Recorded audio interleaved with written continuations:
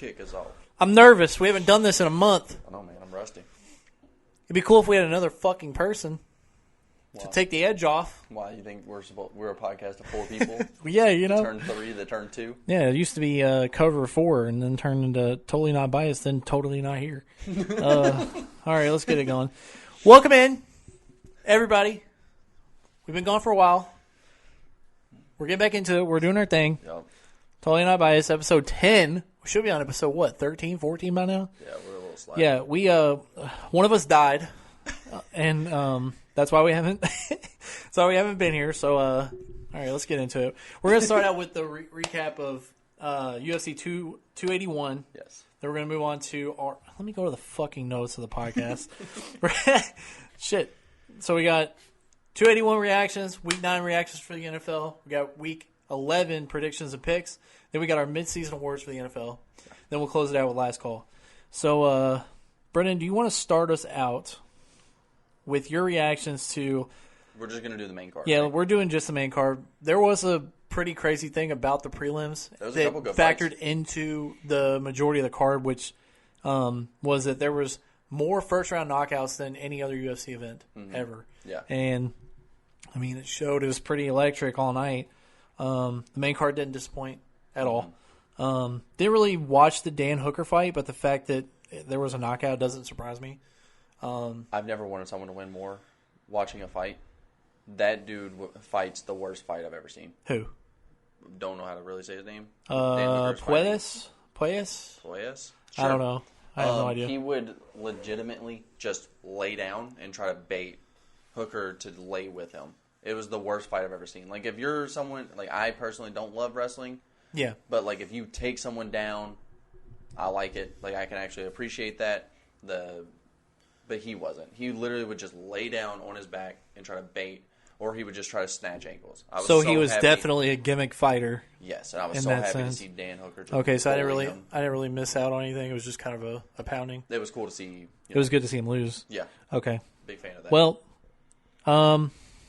guess we I can do move. like Hooker, so it's cool. Yeah, to see yeah. him win. He's had some pretty high profile fights within the lightweight division. So it's not lightweight. Is it lightweight? He's lightweight, right? He's lightweight.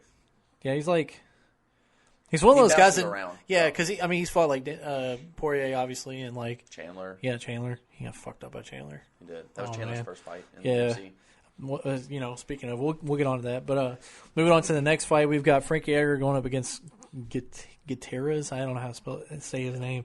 Edgar's last fight.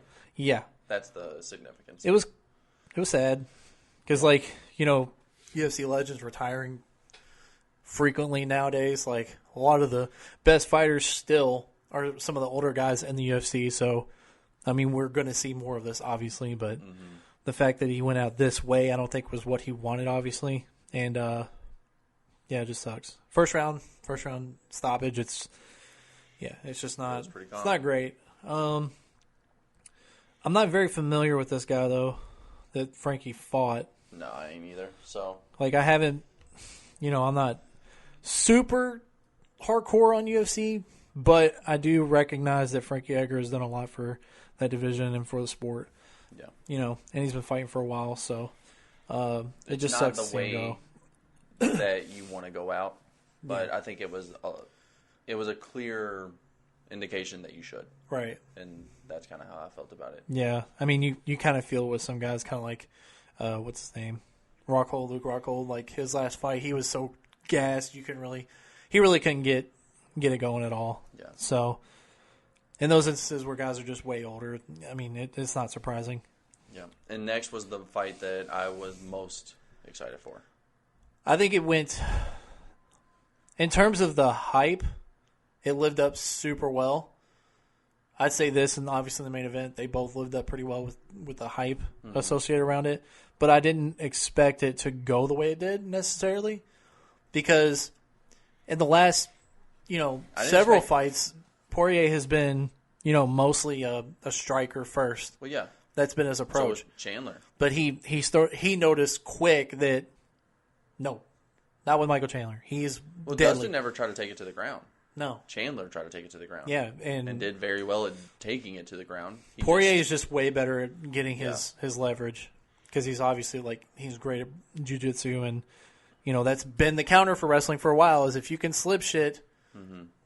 It was weird to see Chandler want to take it to the ground. It put a lot of it gives me a lot more respect for Dustin. Yeah, and that he can go up against someone that's that good at wrestling and still make the best of it. Yeah. But there was a lot of ground control for Chandler though too. Chandler wants to stand up. He doesn't. Chandler's not the type of person that's wanting to take it to the ground, wrestle. He's wanting to stand up. He's wanting to just throw bombs. Yeah. Put the fight out. You know what changes? He got hurt. Yeah. And then he was like, "Oh, I got to take this to the ground. We got to handle it here." That's what I was going to say. Dominated that second round on the ground too. Yes. Absolutely dominated. That was the thing that changed the fight. As soon as his fucking nose got broke, live on fucking television, he was like, "I don't know if I ever want to feel that ever again." Yeah. So I'm going to focus on takedowns and initiating some fucking ground and pound at this point. Because I'm not trying to do that again. His nose was bleeding the entire fight. The other thing that was weird to me was how much Chandler fought dirty in this. Because I've never seen Chandler fight dirty. I think that the stakes were pretty evident for. I mean, it showed itself really quick. Yeah. Dustin's not going to get knocked out that easily, and he throws a fucking deadly jab. He's accurate. That's the thing about Dustin. He's one of the best boxers in the entire division. So yeah, they were able to hurt each other. Then Chandler showed that he could dominate on the ground, and then Dustin obviously just outclassed him in that third round. But you saw Chandler almost get the submission. Yeah. But then you also seen Chandler fish hook pretty bad. That wasn't great. That's so dirty. And I don't know if it was. I think he was trying to get under the chin, but he got into the mouth. I don't know if that's even legal. It's not. It's not legal to do that? I didn't think so. I don't know about under the chin, but it's he was definitely talking not about, illegal. There was several instances of him getting his fingers in the gloves and shit, too. I think that was kind of what was necessary in his instant, in his eyes. Weird. Yeah, then, Chandler, he played a dirty game. What a gross thing that he did, too. What do you mean? When he was on top, he spit on Dustin and then just blew his nose. Because it was bleeding, and you can see that, he, breathes out of his nose, and you can see all that blood just gushing out. Yeah, I mean, there's no way to... When your nose is fucked up like that, you can't stop it, because they can't just put fucking, Vaseline in there. It was intentional. You can tell because, he was bleeding, and then it was bleeding a lot worse in that moment, and then Dustin spins around, and then that stopped. I'm just saying, even if... It was a little weird. Even if he didn't do that, it was probably going to get everywhere anyway. Yeah. I don't know. Maybe that was part of why he couldn't get a good enough grip is because there was so much fucking blood and sweat. Yeah. So, hey, why not resort to dumb shit and potentially get yourself disqualified? Chandler's still one of my favorite fighters. I was hoping to see him win because I want to see him fight for a title. I think he's one of the most exciting fighters. But I do but Chandler going up against Islam at this point. But he's not going to. It's going to be Islam versus Volk and then the winner of that, which I'm really hoping Volk wins. Yeah. Yeah. But if it's Islam, I don't know. Who stands the best chance of that? I do want to see Poirier back in a title fight. He deserves it.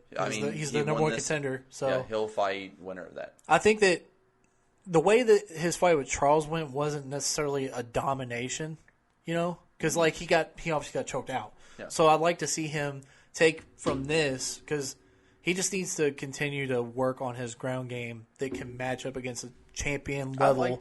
I like Dustin's approach lately. Yeah. He lost the championship, kind of realized, hey, I'm not going to be able to win. He was off for, he even said it, 11 months, this last fight. But, he kind of was, he's been more, from my eyes, he's kind of been oh, I can't win the belt. Yeah. I'm just going to take all the money fights. I'm going to do all the fun-ass fights. He was calling out Nate. He's calling out Chandler. He was calling out Connor.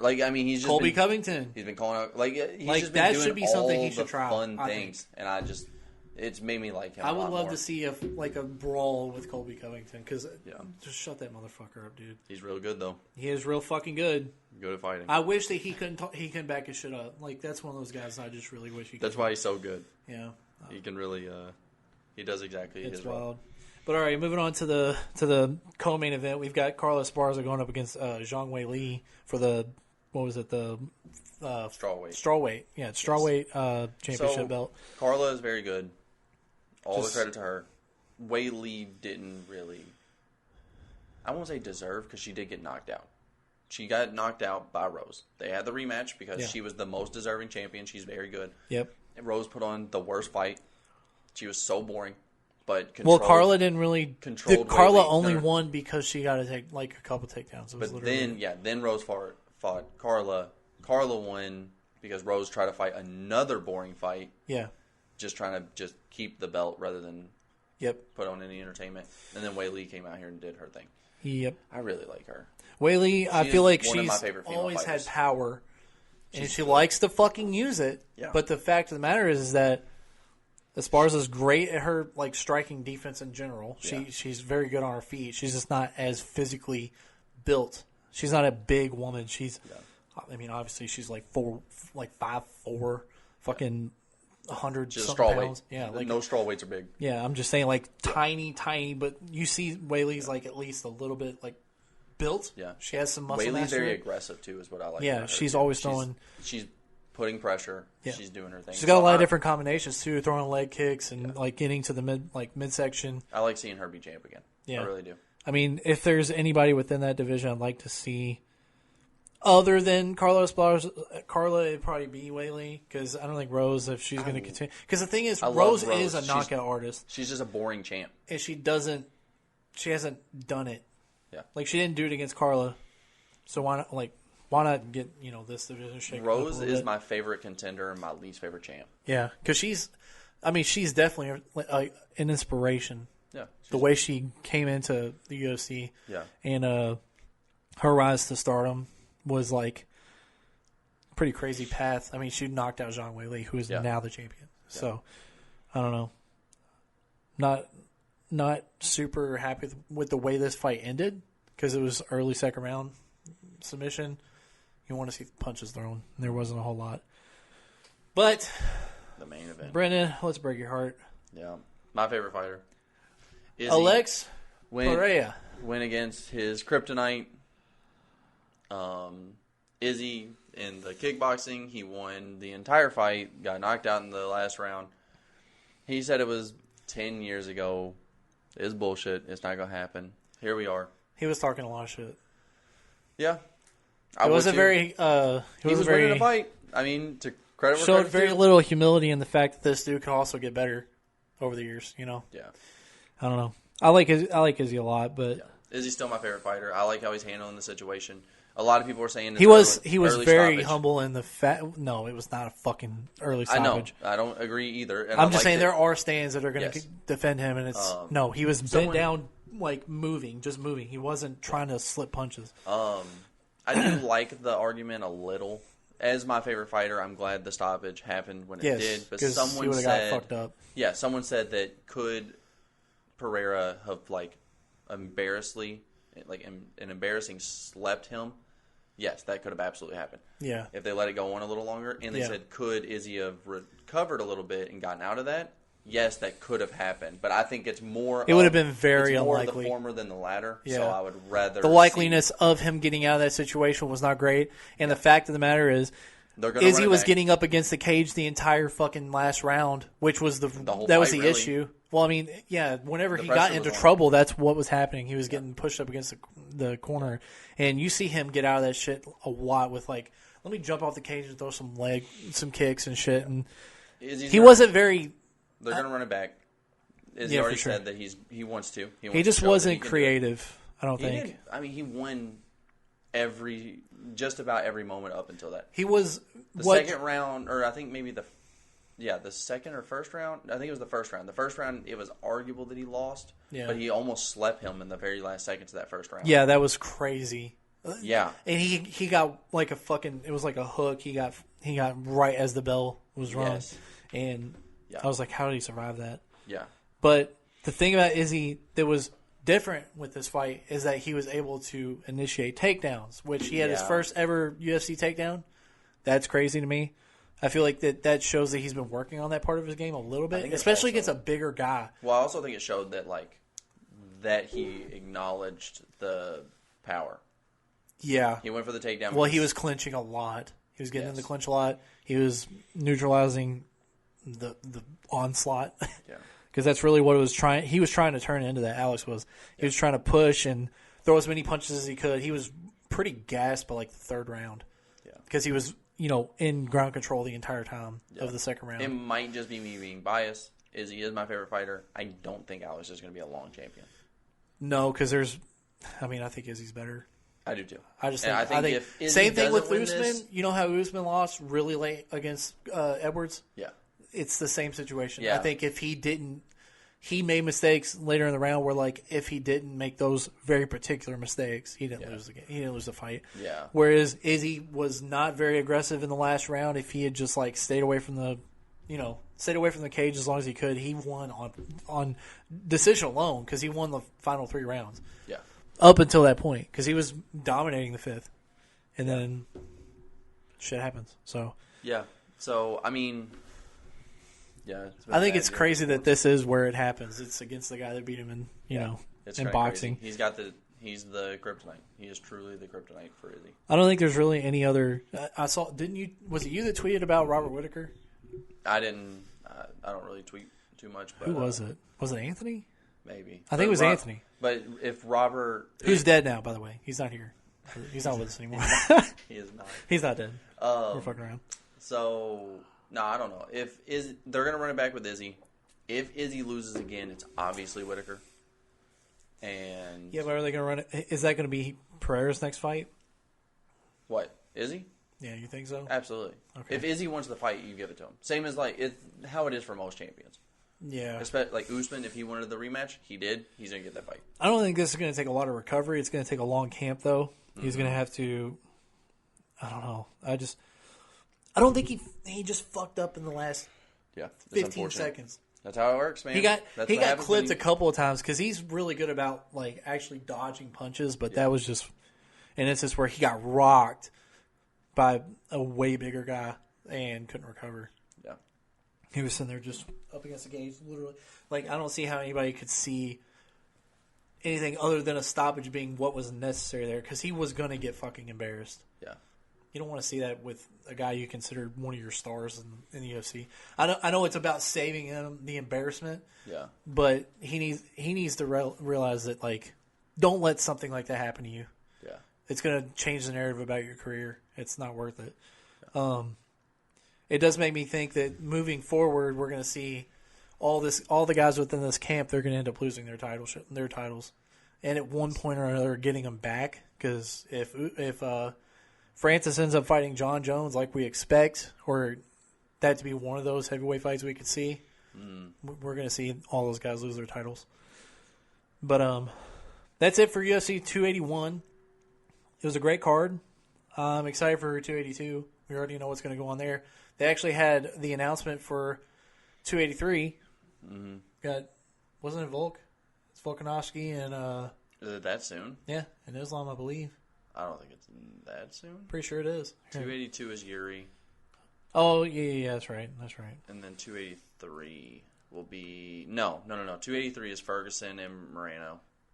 Is it really? And then 284 is Islam. Okay, so yeah, that's what it was. Okay. Yeah. That's my bad. I was going to say, 284 still seems... February for Islam to turn around and fight again does seem pretty crazy quick. But he fucking dominated. I'm good. I'm glad that... Because that's my biggest fear. That's one of my main reasons I'm kind of like, I don't want Islam to be the champ, is I think that he's going to be a slow champ. I think he's going to be someone who fights once or twice a year, and I don't want that. That's why I really want Volk to win. Volk wants to fight every 3 months. Yeah. And he can't. He just is so good he can. He's so good that he doesn't get damaged in his fights at all. Yeah. He swept that division, dude. There's nobody left. Korean Zombie was it. That was the last guy. Max and Ortega are the only two that can, and they just can't. No. They're the closest ones, though. Max always not beating him. Ortega was seconds away from winning that fight, but Volk's just different. He's just different. But yeah, that's it for the UFC discussion. We'll move on to Week 9 reactions, NFL. We've got games picked out we're going to talk about. I guess we could talk about the Thursday night game. Philadelphia going to Houston. How did you feel about this game? Getting it done. We played the worst game we played all year, and we still won by 12. Yeah, but it is against the worst. Arguably the worst. They are the worst team in the NFL. But, we're talking about a game where, the worst performance you've had since week 1, and you still win by 12. The offense was pretty good for the first half. I don't know. Like, Dallas Goedert's, like, invaluable. I don't know how you don't re-sign that guy. We already have. I'm just saying, like, he's easily, like, a top 3 tight end this year. I've been saying he's a top 5, and a lot of people had him on the fringe of that.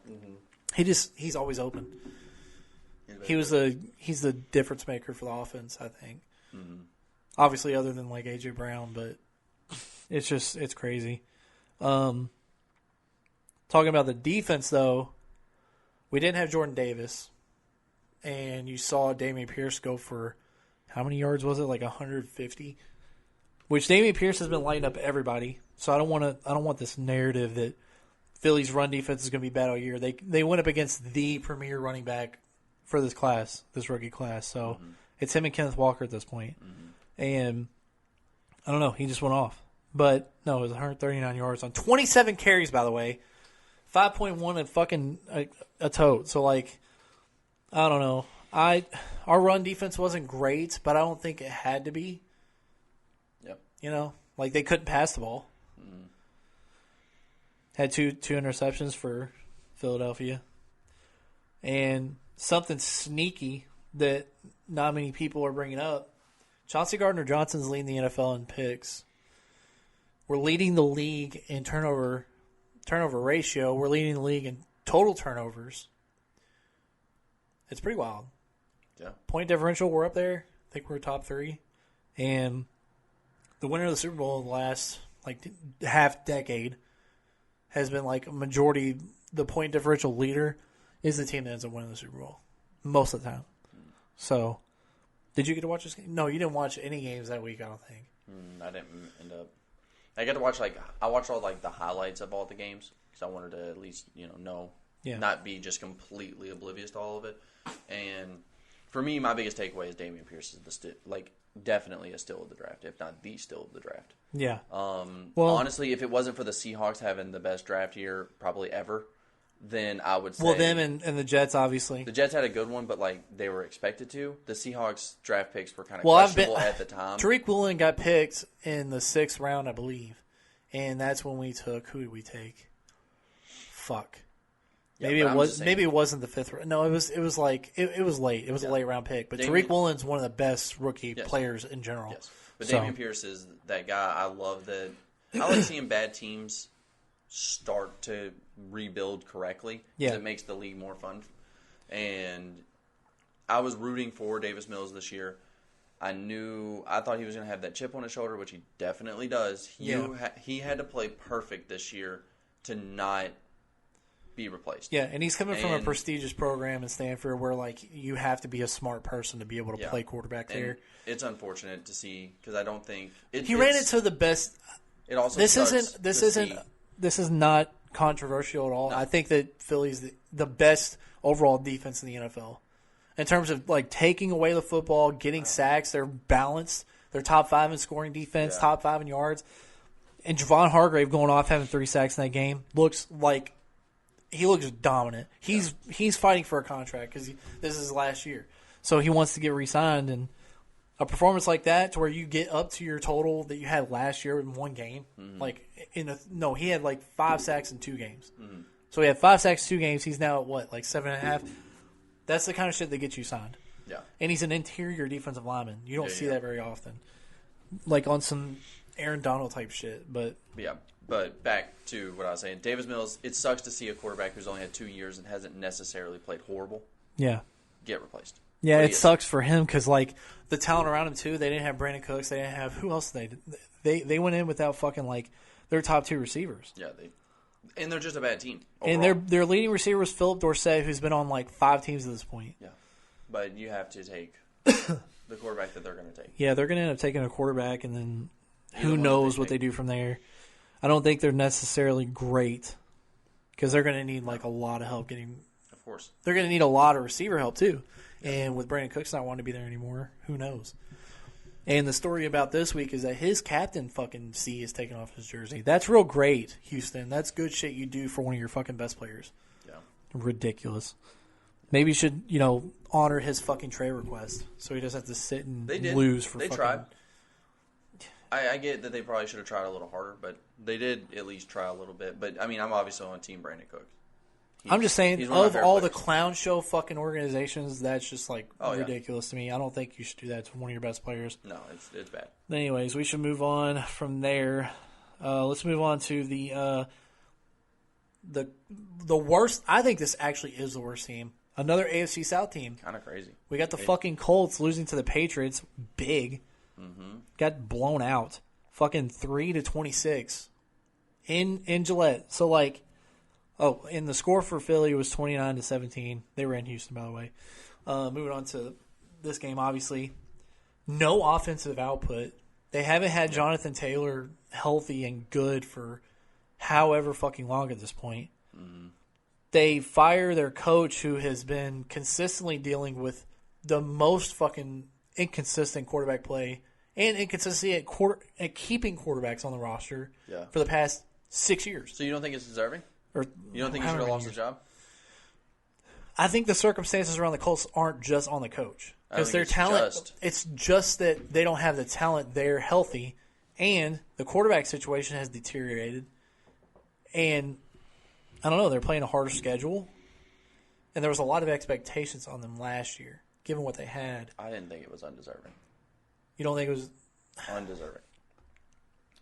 I think there's a lot of stability behind Frank because he went through so many quarterback changes, so I don't feel like it's on him. The only undeserving thing that I see here is what happened after Jeff Saturday. Yeah, Jeff Saturday getting a coach job. That's fucking ridiculous. I like Jeff Saturday. Yeah, he's a great analyst. He should just stick with that. And I loved his press conference. Yes, his press conference was perfect. He said that he's giving them a vote of confidence. Well, he's saying also, he's like, look, I've never done this, but I've been around the talent. I understand. I've been around coaches. I get the process. But the thing that made me like it the most was whenever he said, I might suck at this. He goes, and if so, in 8 weeks, I will be gone. Yeah, he's recognizing that, this is kind of pressure put on you by a guy that respects you. Mm-hmm. You're in the Ring of Honor. Yeah. Jim Irsay wants, he wants some idolatry back at the Colts. He wants something for, people to be excited for. And definitely. I don't know if that's necessarily the move that makes you excited for the Colts, but it's just going to put a stain on the idea of hiring Jeff Saturday moving forward because this team is not going to get any better. They don't have a good quarterback situation. It's not like they're going to put fucking Matt Ryan back into the fold because if he gets hurt, he's guaranteed money next year. So they're going to try to cut him after that June cutoff to where they don't have that big cap hit where he gets hurt. So yeah, I don't know. Their leading rusher was Sam Ehlinger.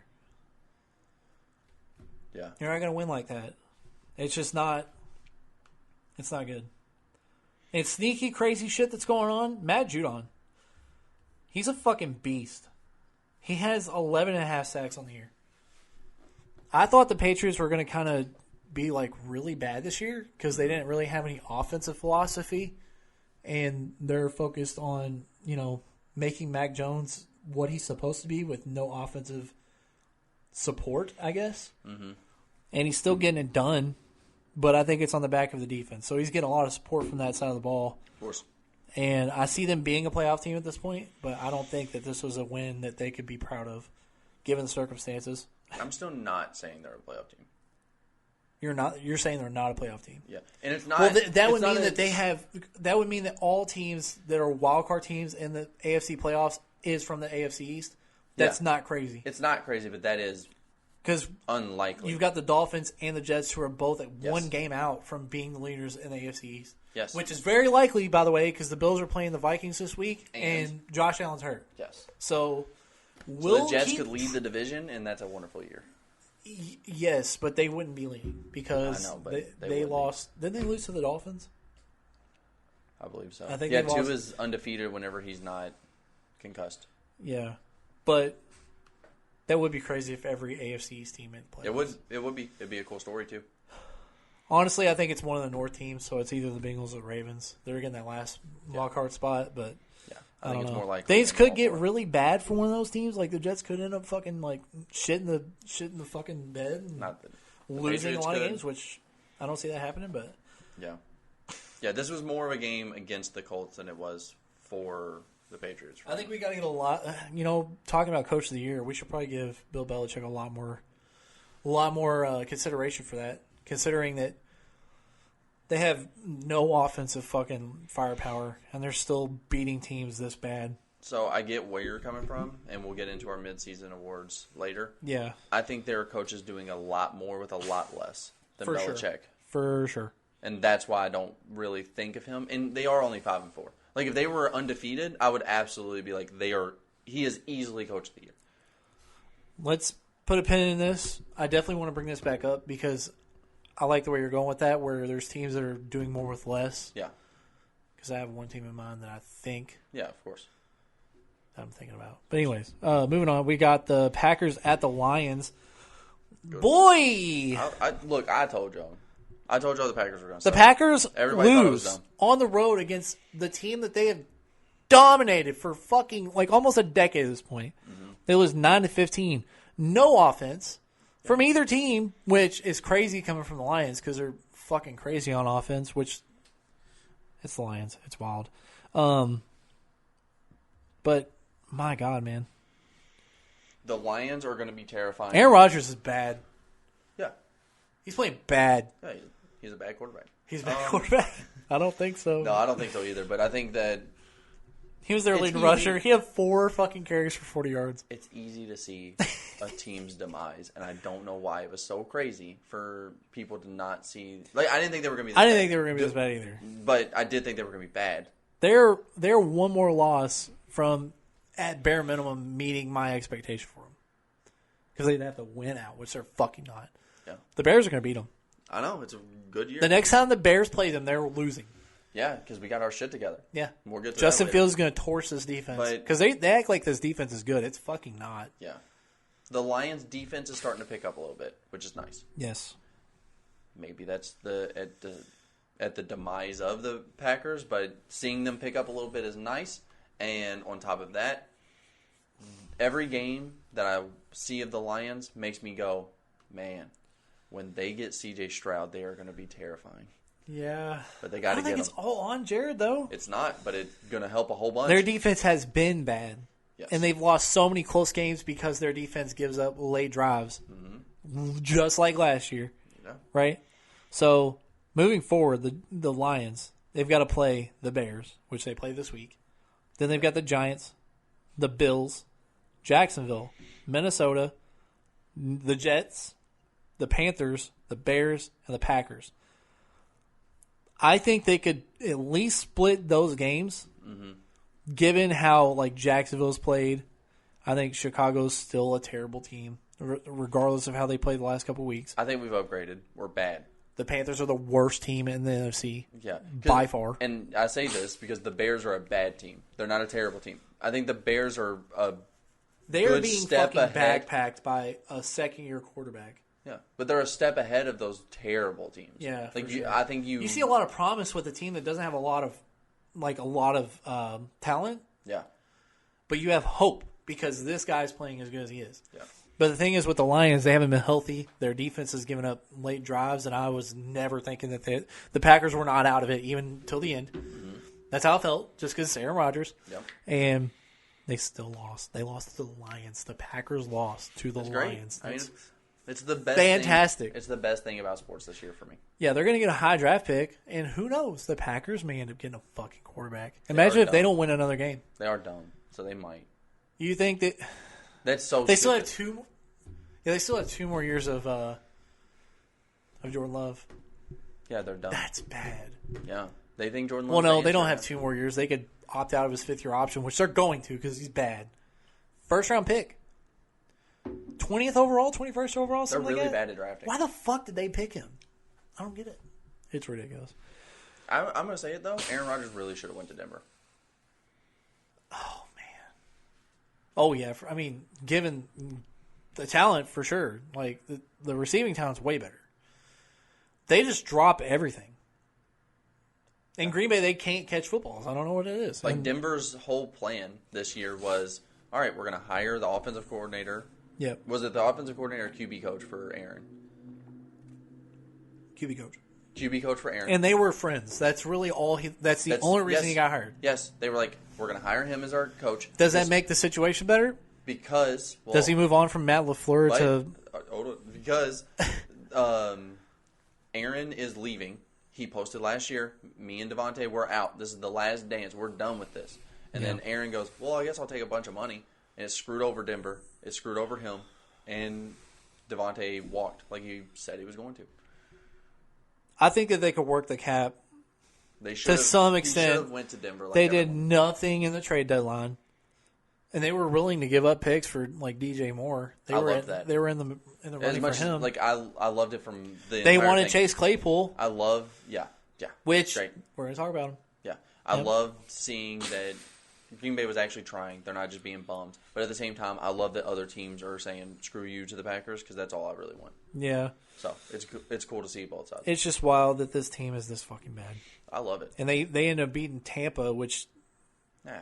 Tampa Bay is just now for all their faults, they're getting healthy and they're starting to win games. That's foreshadowing for this week because they're already in the middle of their game. But let's move on. We got the Bills taking that L against the Jets on the road. MetLife. Jets win 2017. Brendan, take it away. You love this fucking team. You're a fan. I told you all. This is another thing. I said the Jets. Your predictions were pretty fucking good. Some of them are real bad, but the ones that I the Giants. I know you had the Giants being terrible. Yeah, but everybody fucking did. Yeah, but I'm just saying the Jets were going to be good. I knew it. I was wrong about Zach Wilson being that guy, but I was right about Breece Hall being that guy. And their trade for James Robinson has already been great. He carried the ball more than any other player. He didn't make the most of those carries, but he is already leading carries. Yeah, but you need that. The Jets are going to be a great football team every single week that Zach Wilson doesn't turn the ball over. When he does not have picks, that team is scary. Yeah, it's whenever they don't have picks and they're able to force turnovers. Josh Allen had 2 of the worst picks I've ever seen him throw. Like he did get a little hurt. Yeah.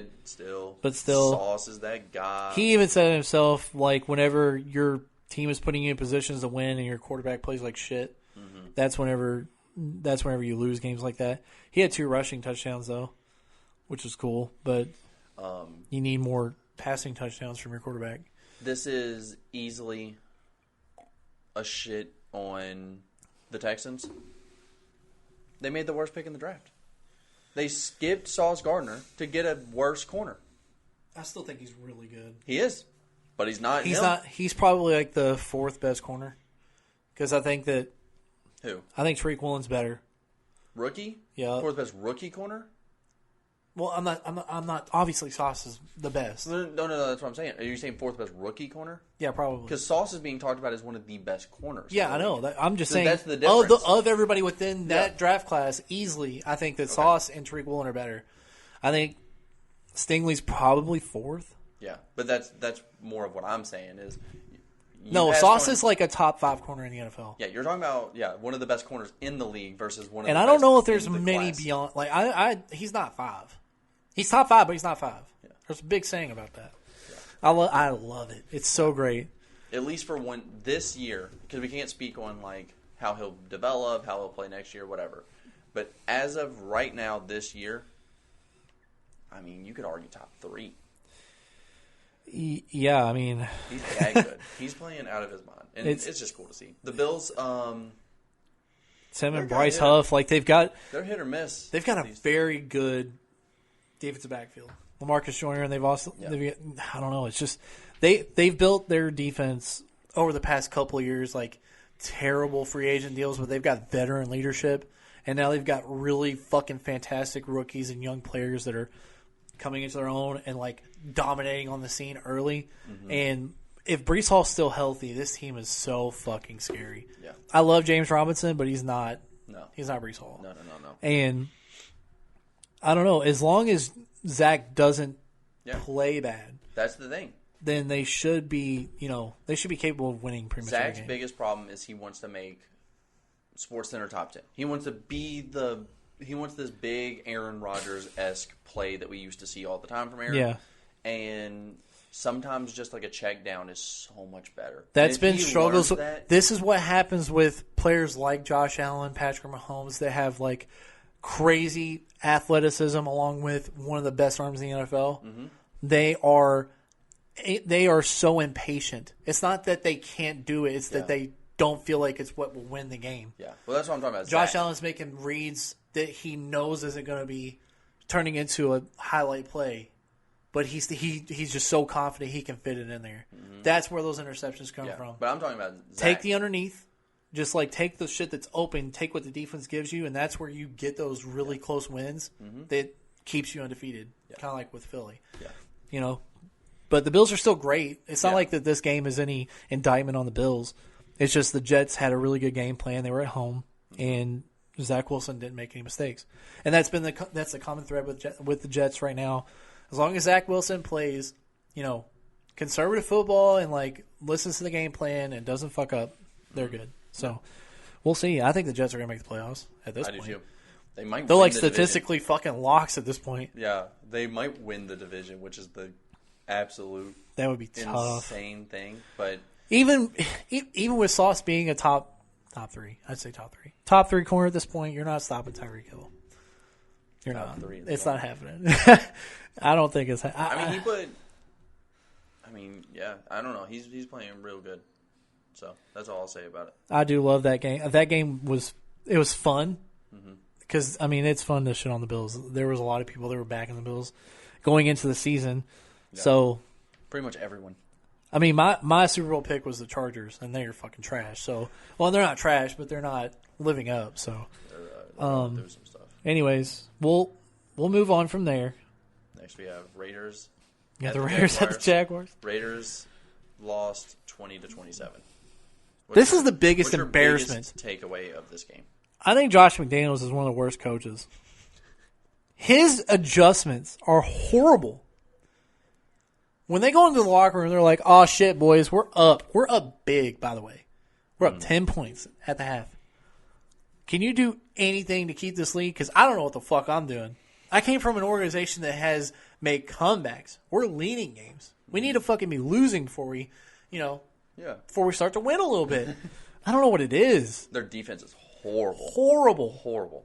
And the thing is, they get Chandler Jones in the offseason, and they don't – it doesn't matter. Yeah, how does that happen? I don't fucking get it. And they can't run the ball very well. Yeah. So, in theory, I thought for the Raiders, I was really – and I actually don't want to talk about the Raiders too much on this because I actually want to say something about the Jags. Yeah. But for the Raiders, the big thing that I thought, they were saying, hey, our DB's ass. Horrible. Can't do anything. So what we'll do, rather than getting a DB, we will get another pass – like another rush to just create the pressure and have our DBs just make plays. It's not a terrible strategy. It's not. It makes sense if you can't get the DB. That's exactly what the Jags are doing too. Exactly. It makes so much sense.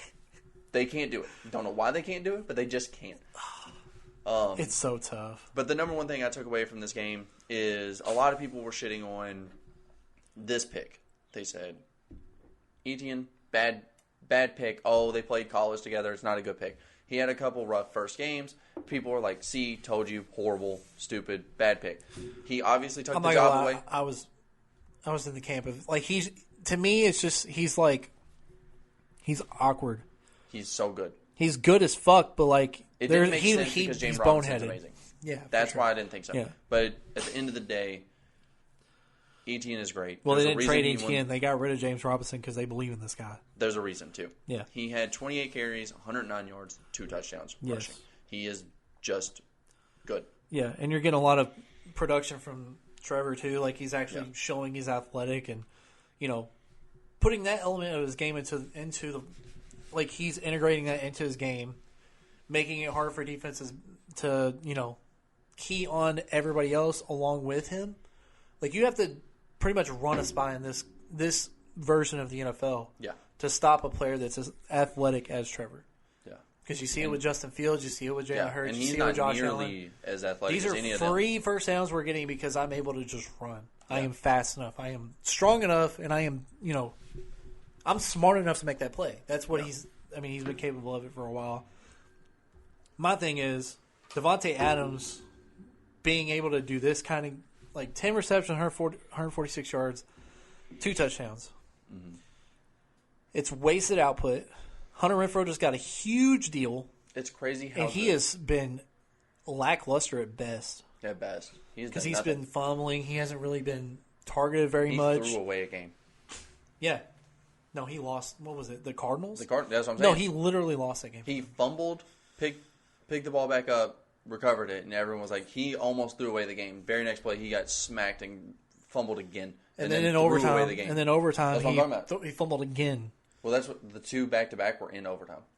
Yeah. They just straight threw so away. Bad. I don't know. I don't know. The Raiders are bad. They're probably going to end up picking the top 5.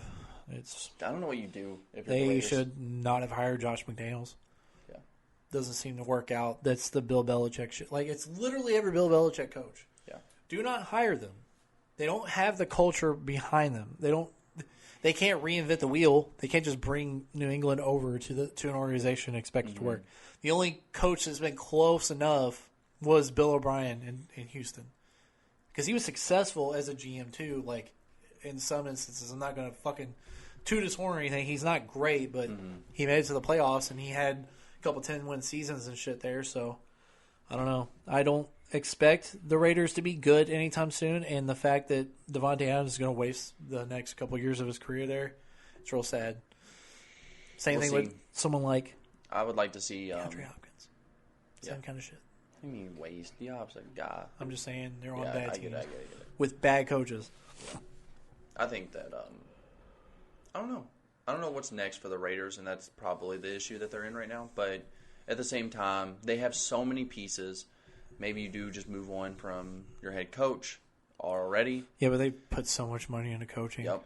So they still owe John Gruden money. Yeah, so I think that maybe you just bite the bullet on that, move on, and see if another coach can turn it around. And if not, I guess you're in a fire sale rebuild within Before they even went on a coaching hunt, I was like, Rich Bisaccia being able to lead this team to the playoffs and then have a potential to beat the AFC champion. Like, they were close to winning that game against the Bengals. Yeah. I just don't know. I don't know who's – because they don't have what's his name? Mike Mayock. Like, he's not there anymore. It's not Mike. What's Mike Mayock? I don't know.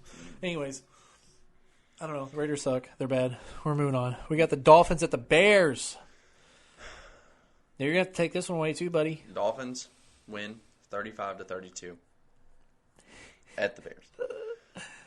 Tyreek Hill's a different he's a different breed. So my takeaways is Tua is amazing. He is really fucking good. He is so good. He is so undefeated smart, as a starter. with an exception. What do you mean? He did not win that Bengals game. He did start that game, but he did not win that Bengals game. He is undefeated as a starter if he finishes the game. Yeah. Yeah, that's the asterisk on it. True. Tua is amazing. Tyreek Hill is amazing without really scoring a lot of touchdowns. He got one in this game, but he's got 3 total on the year. Yeah, he's not been scoring, and he's been playing. He's going to have the greatest receiving yardage output season of any. Yeah. He's under projections for the highest because I think it's Megatron. I think he has the record at like 1960 something, and Tyreek's only a couple yards projected behind him just because, He's amazing. It's cool to see Tua play how he was since everyone knew that he was on his make it or break it year as well. Yeah. So cool to see him step up, show that he's got it. They are not in a quarterback trouble at all. Yeah, I don't think so. He's their guy. It's crazy because they had to forfeit their pick from the Tom Brady scandal. Mm-hmm. Wouldn't it be fucking shitty if they had to give that up and Tua's not great this year and they're fucking 2-7 or whatever. Yeah, it would have been horrible. Yeah, it would have been bad. It worked out. But they are currently on pace to at least be a wild card team, the highest wild card seed. Yeah. They could possibly win the division. Yeah. It's a 3-team race in that division right now. Mm-hmm. Pretty tough. With the fourth one really being, a game behind? They're a game behind. No, 2 games. 2 games. Well, a game and a half because they have a loss. So, same thing with the East. The other East teams. Mm-hmm. The East is dominating the NFL this year. Mm-hmm. So, that's cool. And then the Bears. And then we got the Bears. It's kind of crazy. They were like, Justin Fields, you're going to be a pocket passer. Player of the week. He's like, NFC Player of the Week. I'm not a pocket passer. And they're like, okay, this year you're going to be a pocket passer. And he's like, oh, Justin Fields is he's struggling. We might move on. We might be drafting a quarterback. They go, let's change it up. Let's let this guy, who is obviously better at running the ball, making plays on the run, let's let him do that. Holy shit, he looks like almost an MVP at this point. Oh, it's almost like he's playing out of his mind. It's almost like they're getting out of their stubborn ways of running offenses in Chicago. Yeah. Because it's been crazy. Like, Matt Nagy's been there for fucking 6 years and doesn't know how to, like, make the most of the quarterbacks that are coming in. We won this game, by the way. We didn't, technically. Wasn't there, like, a penalty? Yeah, like two. There was a blatant one. Defensive pass interference. Pass interference, yeah. Against Chase Claypool. Bad. And there was saw that. There was another one against Chase Claypool as well. And if either of them get called, it's that Shaq bullshit. He's so big that like he's not gonna get that call. It's stupid. I don't fucking agree with it. If either of them get called, we win this game for sure. And it's upsetting to see that because it's deserving too. Because Justin Fields went the fuck off. 4 total touchdowns, 178 yards rushing. Yeah, he's different. Let him run the damn ball. Broke Michael Vick's record for a single game rushing record for quarterback. In the regular season. In the regular season, yes. Because doesn't Kaepernick have? I think so. I think Kaepernick has the record in the postseason. Yeah. Yeah. So, Justin Fields is turning into a star. I don't think it matters necessarily because this team is just not good around him. He is easily the best player on their offense. Easily. Yeah, which is what we went into the year saying. Mooney is still our number one. Yep. Cole Kmet coming into his own has been nice. Yeah. We needed some help. Chase Claypool looks like he's being part of the offense. They're trying to get him involved. He is going to... He literally just got traded there. Yeah. He might become our number one at some point. If not, he'll be a great number two. But you got to see that. So that means that we're not just the worst, the absolute worst receivers in the league anymore, which is awesome to see. I mean, I don't know, actually. Because, like... Would you rather have the Texans? I never said that they were worse than the Patriots. What about the Texans? I mean, I like Brandon Cooks better than all of them. Okay. But... Who's their second receiver? Isn't it? Yeah, my point. Yeah, the Bears have they literally... we just talked about the game. Yeah, that's how unimportant it is. Yeah. It is bad. And David Montgomery has not been playing well. Herbert has been, not in this game. But, yeah, I mean, I think it's good to see that they're not being dumb. They're letting Justin Fields play to his advantages, and the team has just looked like a brand new team. Yeah. It's awesome to see. The thing about the NFL, whenever you evaluate teams in general... It's kind of a blessing to lose this game, though.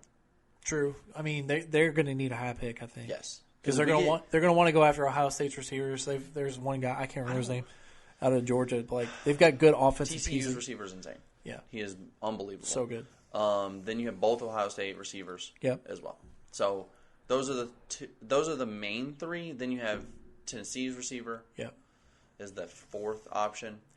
This is one of those instances where, like, whenever you go in, like, talking about the evaluation, the thing I struggle with when I look at the Bears is that they don't have a lot of leadership. Yeah. You know what I mean? They don't have a lot of veteran leadership. I mean, they're very young, but they don't have like that guy that they can point to on the offensive side of the ball, other than Justin, that they can look to in a time of crisis where we need to figure something out. And this is going to make him more of a high profile leader on the team. I think that this is the guy we can lean on to win. They've pretty much given away anyone that has a big contract. Yeah. So we have a ton of cap space going into next year. Yeah. I think you do not draft a receiver. Need to get linemen. Offensive linemen, or if someone, like a freak of nature defensive player is there, grab them.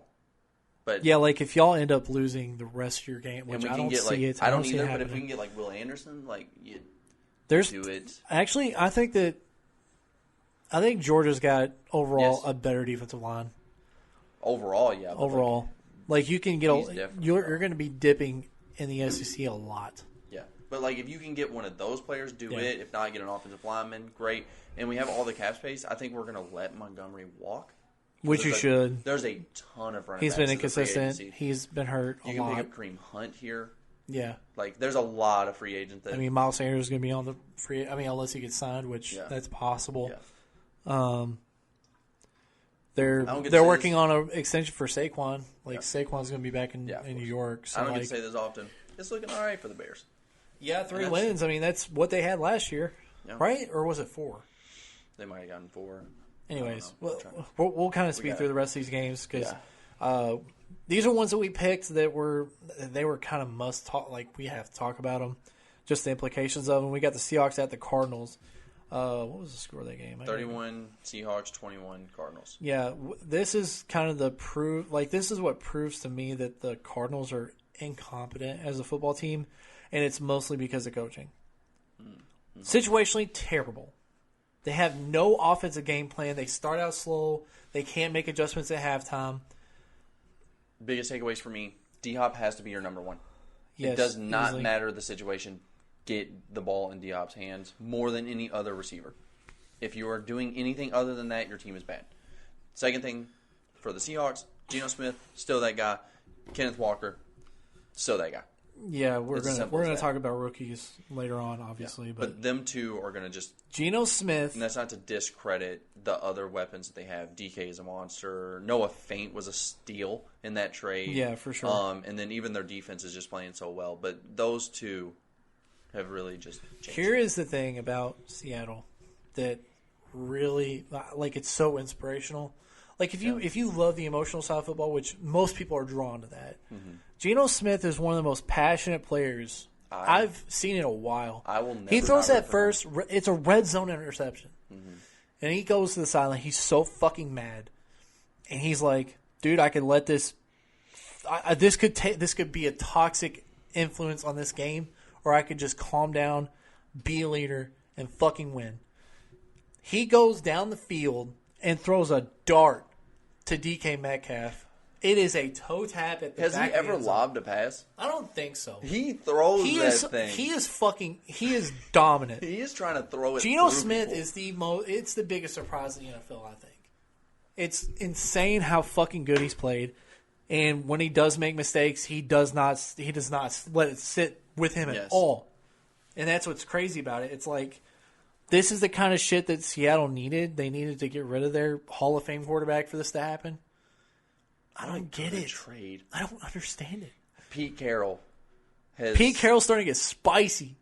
Pete Carroll, something that he said the whole wrist thing. He was like, "Man, that shit works so well." It really does. And then Russell was like, "Well, we won a lot of games without it." Like, why are you being so spiteful to them? Like, why couldn't you? You're the one that wanted to move on, dude. Like, why can't you be coachable at this point? Yeah, they had a fucking formula for you, dude. You threw a lot of out routes and deep balls that were great, which you did well, but I've really became you wanted to do your own thing, and they had a formula to make you good. Yeah, I really have become. Not saying that Russ is a bad quarterback at all. Not saying that he is not one of the greatest quarterbacks ever to play for that team or to play within our generation, because he is. I will. He is just not what they needed. No. Geno Smith is a change of pace. Geno said, "I will be coached. What's your game plan? I'll run it." I don't think it doesn't look to me that Geno's calling any audibles.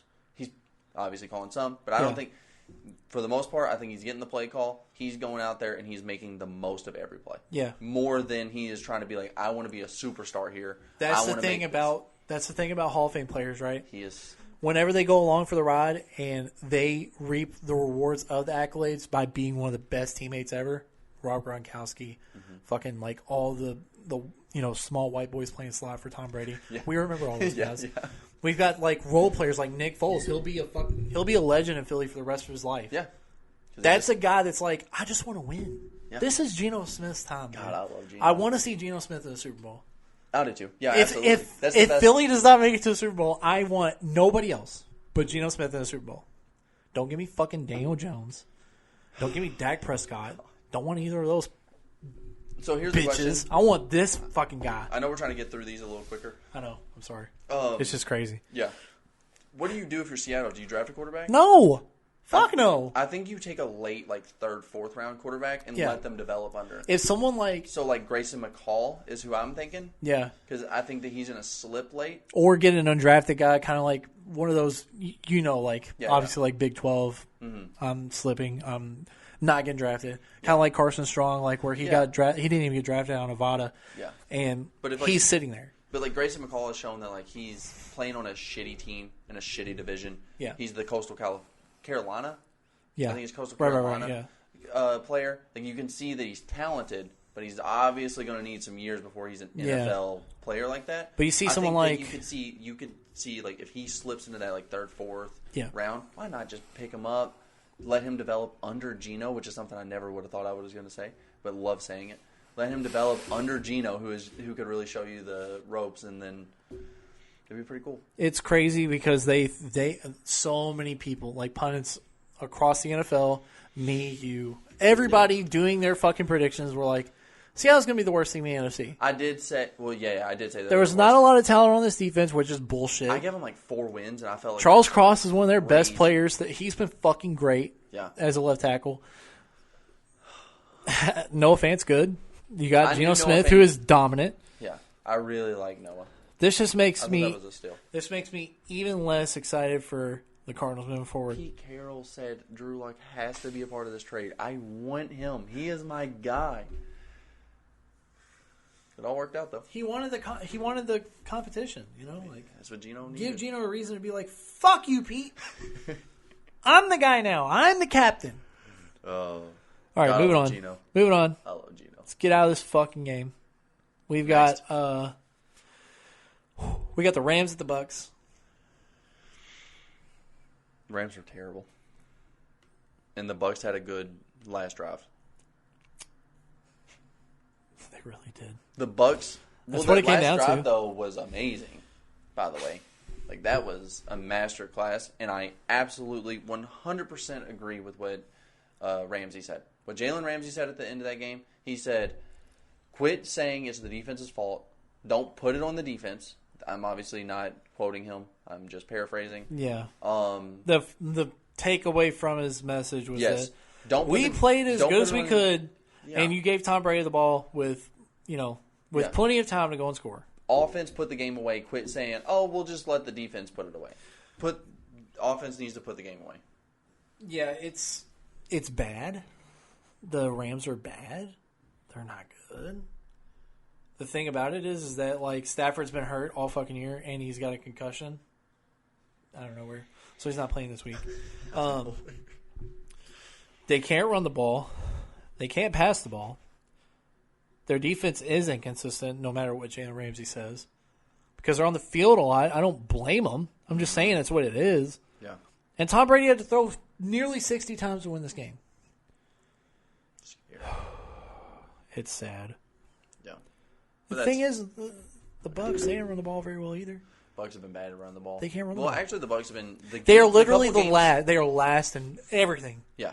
In terms of rushing. The couple games that they did run the ball well, they looked like a team. Yeah, I mean, they ran the ball well against Dallas, which... Yeah. But then, since then... it's been bad. It's been bad. So, my thing is, I like to see Tom Brady get a dub.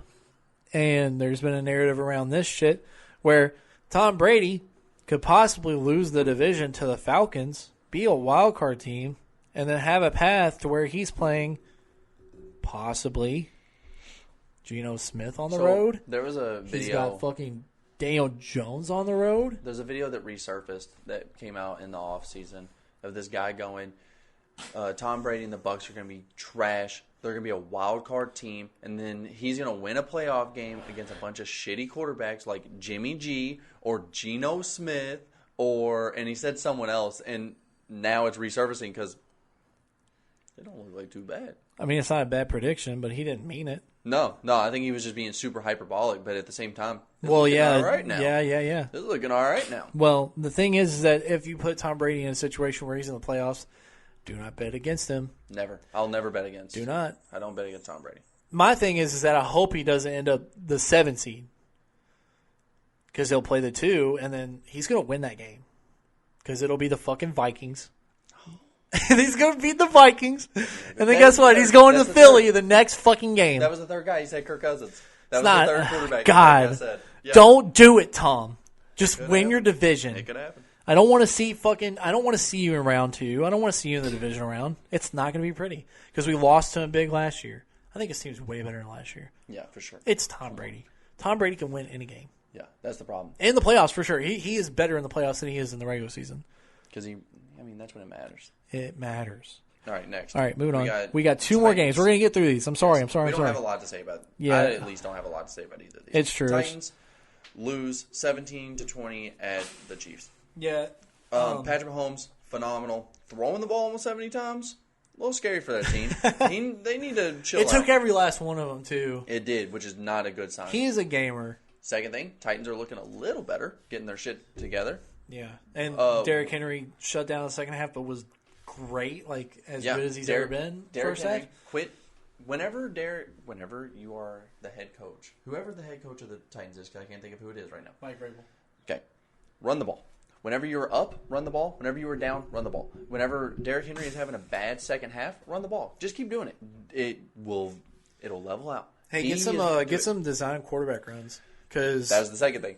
Malik Willis is not ready to be a starting quarterback, pocket passing quarterback. Run him like Justin Fields. What about Run him exactly the same plays as Justin Fields.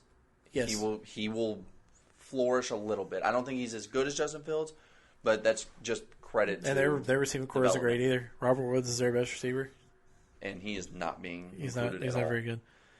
Right now, he's not very good. I'm not saying he's bad. He's a good player. He's just not being involved. Yeah. Would the Chiefs have lost if Ryan Tannehill was starting? Because they have a competent passing game at that point. I just don't. They passed the ball 15 times. Yeah. 5 completions. Yeah. You're not going to win like that. Yeah, I just don't think so. Most running teams in the NFL today, like they're still good. Like the Browns have won off the back of Nick Chubb, and obviously Jonathan Taylor last year. Like he was the reason that the Colts were winning. Mahomes is different though. He's going to win you the game. Yeah, that's what he did. He's the best come from behind quarterback ever. He's actually he's probably like a top 5 quarterback ever already. I'd go as far to say that if he was to retire right now, I would consider him a top 5 quarterback of all time. That's just given the way the impact he has on the games that he does play, like he wins. He's the best quarterback in the league right now. He literally can come from behind at any point, down any amount, and still be able to win. That's like no shit. You give him $500 million. He got underpaid. I think so. Which is just he should have the highest cap hit of any player in the NFL because he's the best player. Yeah. I don't think he's the MVP. He's the best player in the league. We'll get on to that. All right. Moving on. We got the Ravens won 27-13 at the Saints. Yeah, this is Monday Night Football. The Saints are bad. Only reason I want to touch on this, we know the fucking story about this. The Saints traded us their first round pick. They're going to end up with a top 5 pick. Mm-hmm. Who do we pick? I was going to say, they don't. Do we trade up to get Will Anderson? Do you think so? I think it's just package our first rounder with their pick to move up a pick or two. You could. I think it's probably better to go the other way though. What do you mean? I would, if I was the trade Eagles, back if for the Eagles. Oh, trade yes, because trade for 2. Yeah, because every team needs these quarterbacks. They need that very early pick. I think Hendon Hooker's a top 5 quarterback though. No, or like a top 5 pick. No, there's Will Levis, is he a top 5 pick? Yes, technically. There are 3 quarterbacks that are probably going to go in the top 5. It'd be C.J. Stroud, Bryce, and then... Yeah, Will is the only exception here. I don't know about Will, though. I don't think he's projected on almost everything. He is projected to be there. Yeah, you still have Richardson from Florida. Mm-hmm. You still got... I don't know if... Hooker and then Grayson McCall are, I think, the next 2 big ones. You know, we didn't bring up Spencer Rattler. I know he's bad, but he's still like... He is talented. Yeah. But he's bad. He's one of those quarterbacks who you go undrafted. You could draft him in Seattle. That's who I think. That would be nice. But he's a smaller player. Draft him in the fucking last round. Like, he's not going to He's a very, like, boomer bust. Yeah. It's high value for the pick you get him at because he's not going to be... He's going to be. He's a quarterback. He's a day 3 pick. He needs a quarterback who needs to sit for. He was great in Oklahoma for a while, but he had a bad game, got benched, and I was like, "What is happening?" And then they were right. I was wrong. So there you go. Yeah, but to actually talk about this game because that was like the reason why I want to bring it up. The Saints are terrible. Don't really need to touch on them. The Ravens, they've kind of taken control, I think, of their destiny. They really just have to beat the Bengals again. If the Ravens win the division, does Lamar get his contract? He should have already had it. Should have. Yeah. Here's the second thing. They'll franchise tag him if they need to. Does Roquan Smith get his contract? Because they picked up another player who was like, fuck you, pay me, on the biggest fuck you, pay me year ever The thing is when you make a decision like that, kind of like with Philly, how they went and got fuck? No, AJ Brown was on Fuck You Pay Me, and they said, "All right, come here," and we paid him. Why am I blanking? We just got him from the Bears. Oh, Robert Quinn. Yeah, fuck. Yeah. As soon as it's moves like that like it's a move to elevate yourself over the rest of the competition into a chance for a Super Bowl. Yeah. Where you get into trouble is that whenever you have players that are very clearly going to be a part of your team moving forward, like Roquan Smith, you're trading into a contract situation. They have the two best free agents right now. Lamar at 1, Roquan at 2. Saquon is 2, but I don't believe that he's going to get free agency. There's a lot of free agents that are going to be great. Yeah, but those are, I think, those are the ones that are potential situations where they move on. Yeah. Here's the thing that was kind of a story going into the season, how Lamar could end up in Miami. Yeah. I don't think that's happening. Not looking like it now. I think that if anything, Tua gets an extension that isn't like top tier quarterback pay. He'd be around that Kirk Cousins situation because he hasn't proven anything. Mm-hmm. That's where you have a leg up with players like Tua and Jalen because they still have 1 more year left on their deals. You can extend them if you need to. Tua has a 5th-year option. Jalen doesn't. Mm-hmm. So, we have to extend Jalen after this year if we want to keep him past next year. So, situations where Lamar Jackson should have been paid, they can extend him 2 years with the franchise tag. He is making every bit of a case that you should have paid me what I wanted from the beginning, and now that you haven't, it's going to cost you even more going into negotiations after the season. Because I think they're very clearly one of the top 4 teams in the AFC, and they're definitely one of the top 10 teams, or they're probably within the top 7 teams. Mm-hmm. They have a chance to make a Super Bowl. Yeah. The only teams that I really have in the AFC that could win are the Chiefs, the Bills, the Bengals, and the Ravens. Those are my AFC Championship contenders for me. That's the only 4 I'd have in there. Yeah, I get it. You got to pay that kind of guy. He is the offense. Outside of him, what do they have? Mark Andrews. Tyler Huntley, he's good, but are you expecting him to be your quarterback moving forward? No. So that's it on the recap for Week 9. It's been pretty good. We missed 4 weeks. We'll pick it back up next week too. We're having a good time. It was good. We're good. We're moving on to Week 11 though. Yep. We got cool games going on next week. Week 10's happening right now. Let's see what the fuck is happening in that game. We are going to kind of just skip over Week 10 since it is happening right now. Yeah. So we're not going to stick with it. Yeah, we did not predict it because we weren't here because one of our friends died. But we're going to be all right. They are going to start believing us. The Bucks won that game. Yes. Barely. Good shit. Barely. All right. Moving on to Week 11 though. We've got. If it would hurry up. Do you have the money lines and everything? I'm going to pull it up. Okay. It's loading. It's being done. Mm-hmm. But anyways, I thought you were let's see. Let's get down here to. What the fuck? Oh, okay. That's why. What the fuck? I wonder if Kenneth Walker's sorry. Okay. Do what? He only ran the ball 10 times. I said, I wonder if Kenneth Walker's okay. I hope he didn't get hurt or anything. Because it's odd for them to only run him 10 times. That would be bad. Yeah, I really hope not. I'm trying to pull this up, but it's not working. Okay, there we go. Why is it not loading? It's not... No, not games. Fucking shit. All right, game line. You're slacking. Jesus Christ, it won't fucking load. Dude. I can just pull up the schedule. If you just want to pick, just do pick'ems. We could do pick'ems, but I want to do... It's fine. We'll do the pick'ems. That's fucking stupid. It's been working every time. I know it. Well, not anymore. All right. Week 11. Thursday night football. We got Tennessee at Green Bay. Yes. 8:15 start time on Prime Video. They've been pretty bad. Packers have looked bad. Tennessee is looking better. I'm going to take Tennessee. Imagine this being the scenario where Green Bay gets it right because they're on what? They're on like a four game losing streak or something. Thursday game seems like the game that your bad teams play wild real well. Yeah, and your good teams play real. The Panthers, they just won their game. Yeah. So I don't know. It's fucking wild. Yeah.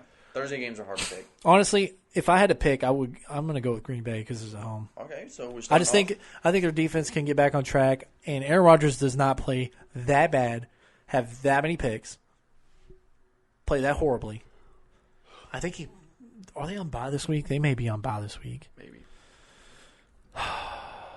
I'm still pro 2 bye weeks, extend the week 1 more, and I'm with that. Yeah, I love that idea. It's a great idea.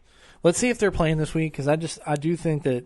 I mean, you took them. We can roll with it. They don't play this week. So there you go.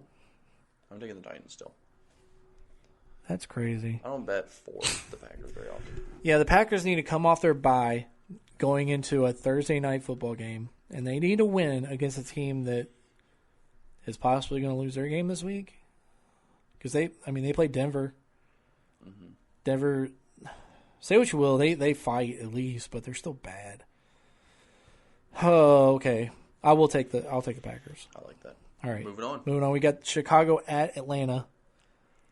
Atlanta just lost their game to the Panthers. Atlanta's looking spotty. They're so bad.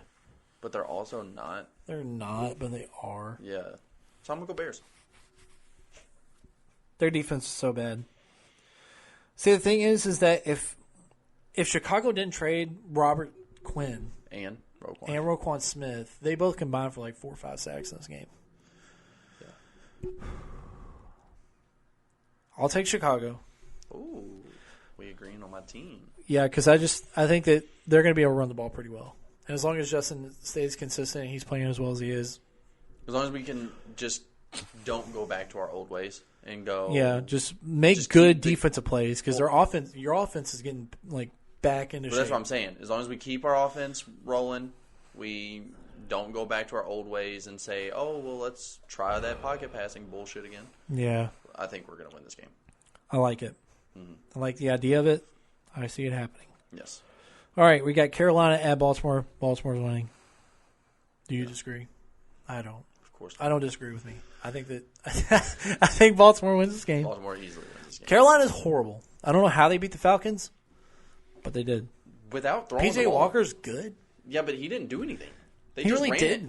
They just ran it. I do like PJ Walker a lot. And I really Donta Foreman's good. I would love to see PJ Walker get the Geno treatment. Let him try. Let him just keep doing his thing. Did you see developing and run a team in the future. Did you see Baker Mayfield? Or just don't draft a quarterback and let PJ Walker. Did you see what he did? Yeah, he's bad. No, did you see what he did after the game? He was headbutting. He's a fucking idiot. Yeah, he's trying to get. I love it, but it's so stupid. I am off the bandwagon. I was the biggest. I was the one in biggest the corner. Baker defender. Yes, and not defending that he was good, but defending he wasn't bad. He's bad. He's awful. All right, moving on. Does he at least become like a? This will be the last thing we talk about. But does he become a backup at least? Yeah, he'll get a job. Can't imagine That's he doesn't sad. get a job. That's sad. Could you imagine he doesn't even play ever again? That wouldn't make sense. He's gonna get a job. I mean, he's healthy, so I don't know why he's been playing so fucking bad, but he's bad. He's bad. All right, we got Cleveland at Buffalo. I think this is an easy. Well, hold the fucking phone. Okay, this is. We got 2 more weeks of this before Deshaun Watson comes back, right? No, he plays against Houston, so week 12. Damn. Yeah. They're gonna take the L, I think. Yeah, Bills got this. The Bills got it, but they're getting their quarterback back. Bill Cosby's back in the flesh. Let's go. I gotta show you a meme. Okay, I gotcha. But yeah, obviously I think it hit his demise. Yeah, fuck him. He's a bitch. Honestly, I hope they lose that game too. They play Houston. Oh, that'd be good. Oh man. That would be my hot take.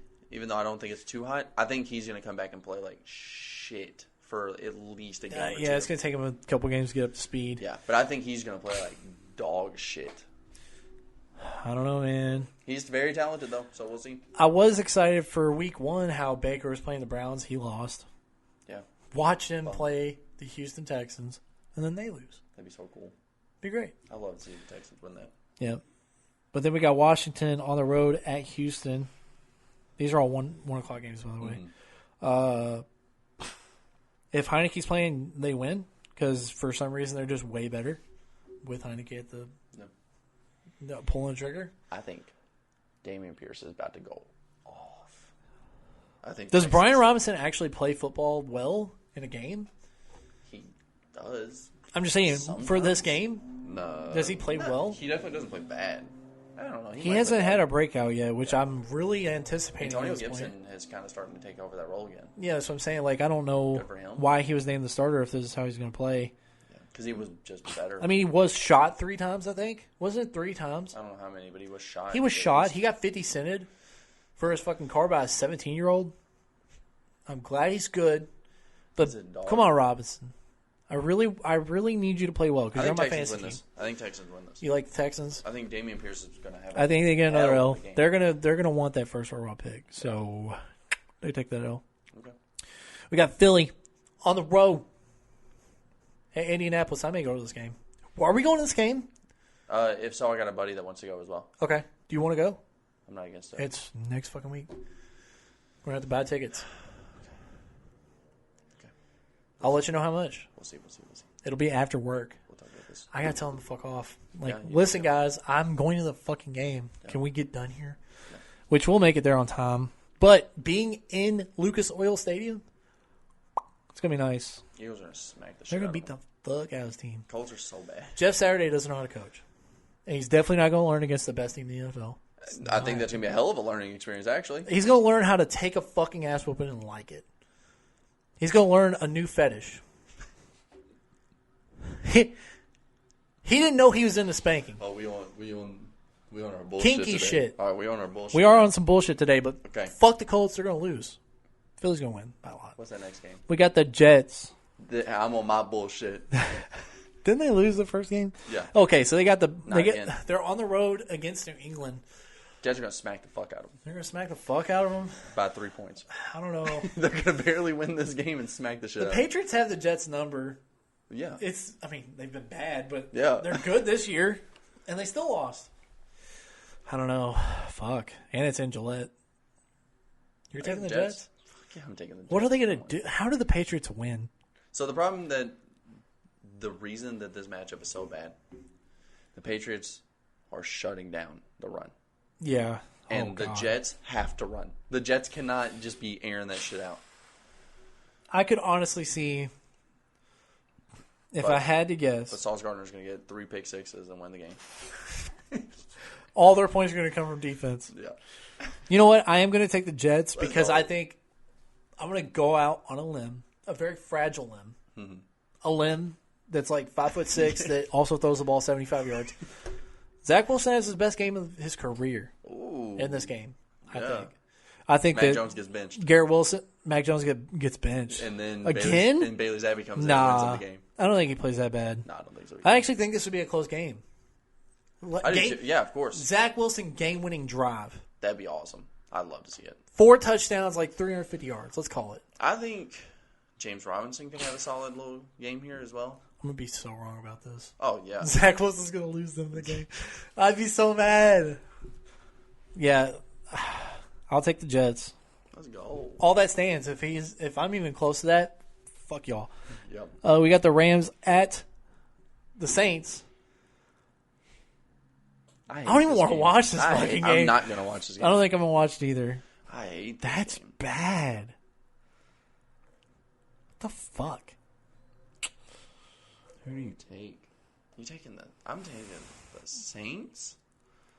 I want the Saints to lose for very selfish reasons. Of course. Obviously. Mm-hmm. But if Stafford is back after a week of taking rest, because he's not playing this week, possibly could get it done. Because, I don't know. I have no reason to pick the Rams. There's no good reason for it. The Saints are horrible. The Saints are bad. That's a good reason. But their defense has been good for the most part. And the Rams have no offense. So it's strength against weakness. I'm taking the Saints. I can't be a stand here. I do want the fucking Saints to lose. But it's not going to happen. It's unfortunate.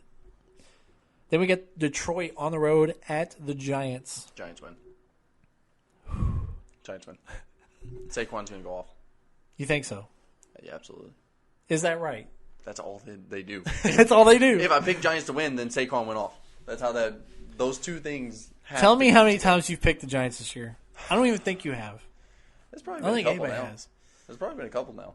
They've been surprising. They have been surprising. I picked them to beat the Packers. I'm pretty sure. Here's the thing. With the momentum of coming off the Packers win, I need to see if they play someone good. They play the Bears. They're going to beat the Bears. They're not. They're going to beat the Bears this week. They're going to lose the Bears. 3-game win streak, baby. They're going to beat the Giants. The Giants are going to slip to, 6-4? Or no, they play this week, don't they? Fuck. You got to keep bouncing back and forth. Yeah, they play the Texans, so they'll be 7-3 after this week. They'll be 7-4 after next week. I believe in the Lions. If they've got DeAndre Swift back and they've got Jared Goff not playing like shit, they should be good. That was your worst call yet. You think so? Yeah. Well, I don't want to be the guy that picks the fucking favorite every time. We know they're favored. Gotta be. I don't want to pick the Saints. Do you think I want to pick the Saints? I've never wanted to pick the Saints. Defending Super Bowl champs, they're going to fucking lose to the Saints? Probably. That sucks. Alrighty. We got the... Fuck. I don't care. Which game are you less excited for? Would you rather watch Rams Saints or Raiders Broncos? C. Neither. I'd rather literally do anything. The thing is that they're of a slate of 4 o'clock games that are going to be on Red Zone, and nobody gives a fuck. Do not cut to that game. You're not going to see them. They're never going to be in the Red Zone. That's true. Well, the Raiders may, but they're bad too. Fuck.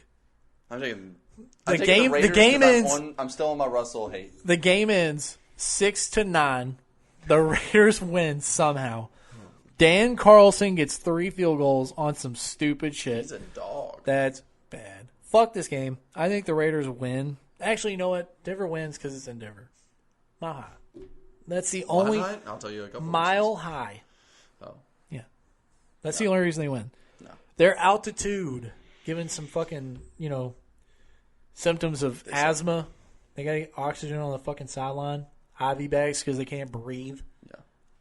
It's going to be cold. Hopefully there's snow. Imagine snow in that fucking game. That'd be nice. Give a little bit of fucking excitement. Yeah, the game will end 2-3. 2-3. Who gets the 3? Dan Carlson from 13 yards out. He's different. We're not going to go for this touchdown here on 4th and 1. We're going to kick a field goal from the 1. I hate it. I hate both those teams. They suck. Got Dallas on the road at Minnesota. Fuck, man. That's a tough one. I think I know what you're going to take, and I'm going to take something different. So you're going to pick against what I pick? I think so. Who you got? I actually like Dallas a lot. But? I actually don't think there's a but there. I think that Dallas does win this game. Son of a bitch. I'm taking Dallas. Because I think that Dallas has a defense comparable to Philly. I think their offense isn't nearly as good as ours, though. It will be when they get OBJ.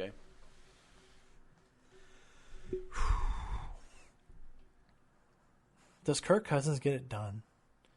So the problem is, this is what I think. I think that the Vikings are going to start to get in trouble. Micah Parsons is going to go off. Yeah. Then Diggs is going to be covering Justin Jefferson. He's going to have a good game.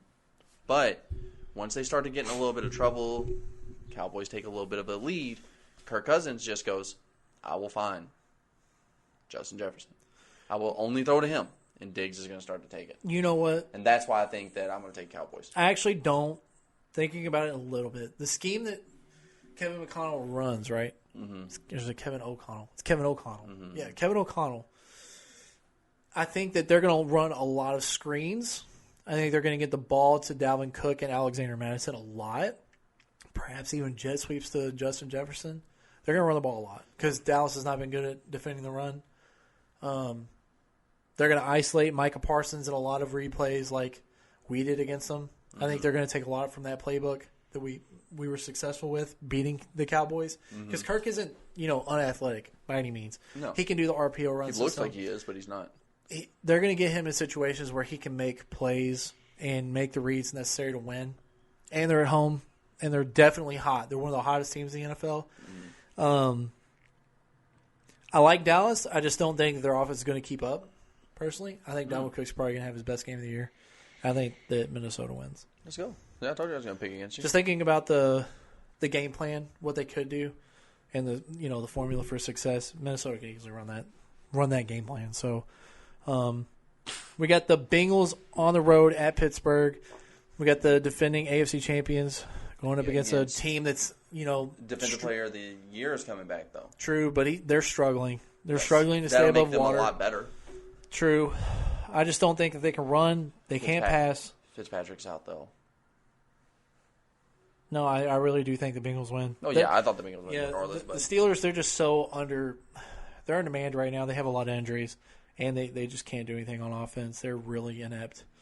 My thing is that Kenny Pickett's going to take a lot from this game because they do have – Chidobe Awuzie being out kind of sucks. He's out for the rest of the season. So he may be able to exploit some sort of matchup there. Maybe they get George Pickens involved to where he's like, hey, this guy was – kind of a steal. This guy was fucking crazy. Like, him sitting there, that's ridiculous. How does he not get picked? That's the kind of narrative I want after this game. I want George Pickens to be the star of this game. If he ends up, making an impact to where they could win, I don't think they do. I think Cincinnati's a far better team. They just beat the fuck out of the Panthers. And I think they're on par with the Panthers. The Steelers are. Yeah. So. I don't know about that bad, but. They're pretty bad. They're pretty bad. Okay. But then we got Kansas City on the road going to the Chargers. SoFi Stadium, L.A. Got a little bit of a road trip. I'm saying that Kansas City's got to roam a little bit. You taking Chargers? I'm taking the Chiefs. Oh, well, fine. They got the hyping up the Chargers. No. I'm saying that they're going to have a little bit of a road trip. Going to have some fun. It's a Sunday night football game. Yeah, I just think that Patrick Mahomes is the best player in the NFL. So yeah. That's why I'm taking it's really all Chiefs. that you gotta. The thing is that Keenan Allen, he can't get healthy. I don't know what the fuck it is. And then Mike Williams, he gets hurt every other week. So I don't know what the fuck they're doing.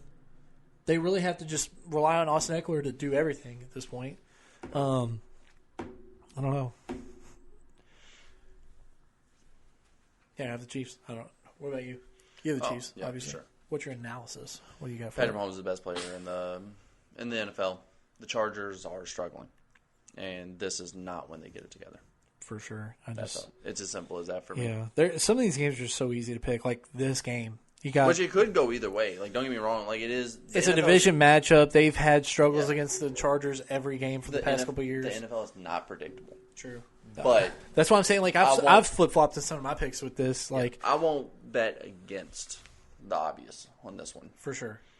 And it really depends on how well the Chargers can, cover. If Keenan Allen was healthy, I'd be a little more inclined. And Mike Williams, I hope he comes back. He's good. Yeah, but he's just not. So yeah, it sucks. But this is going to be a good game, I think.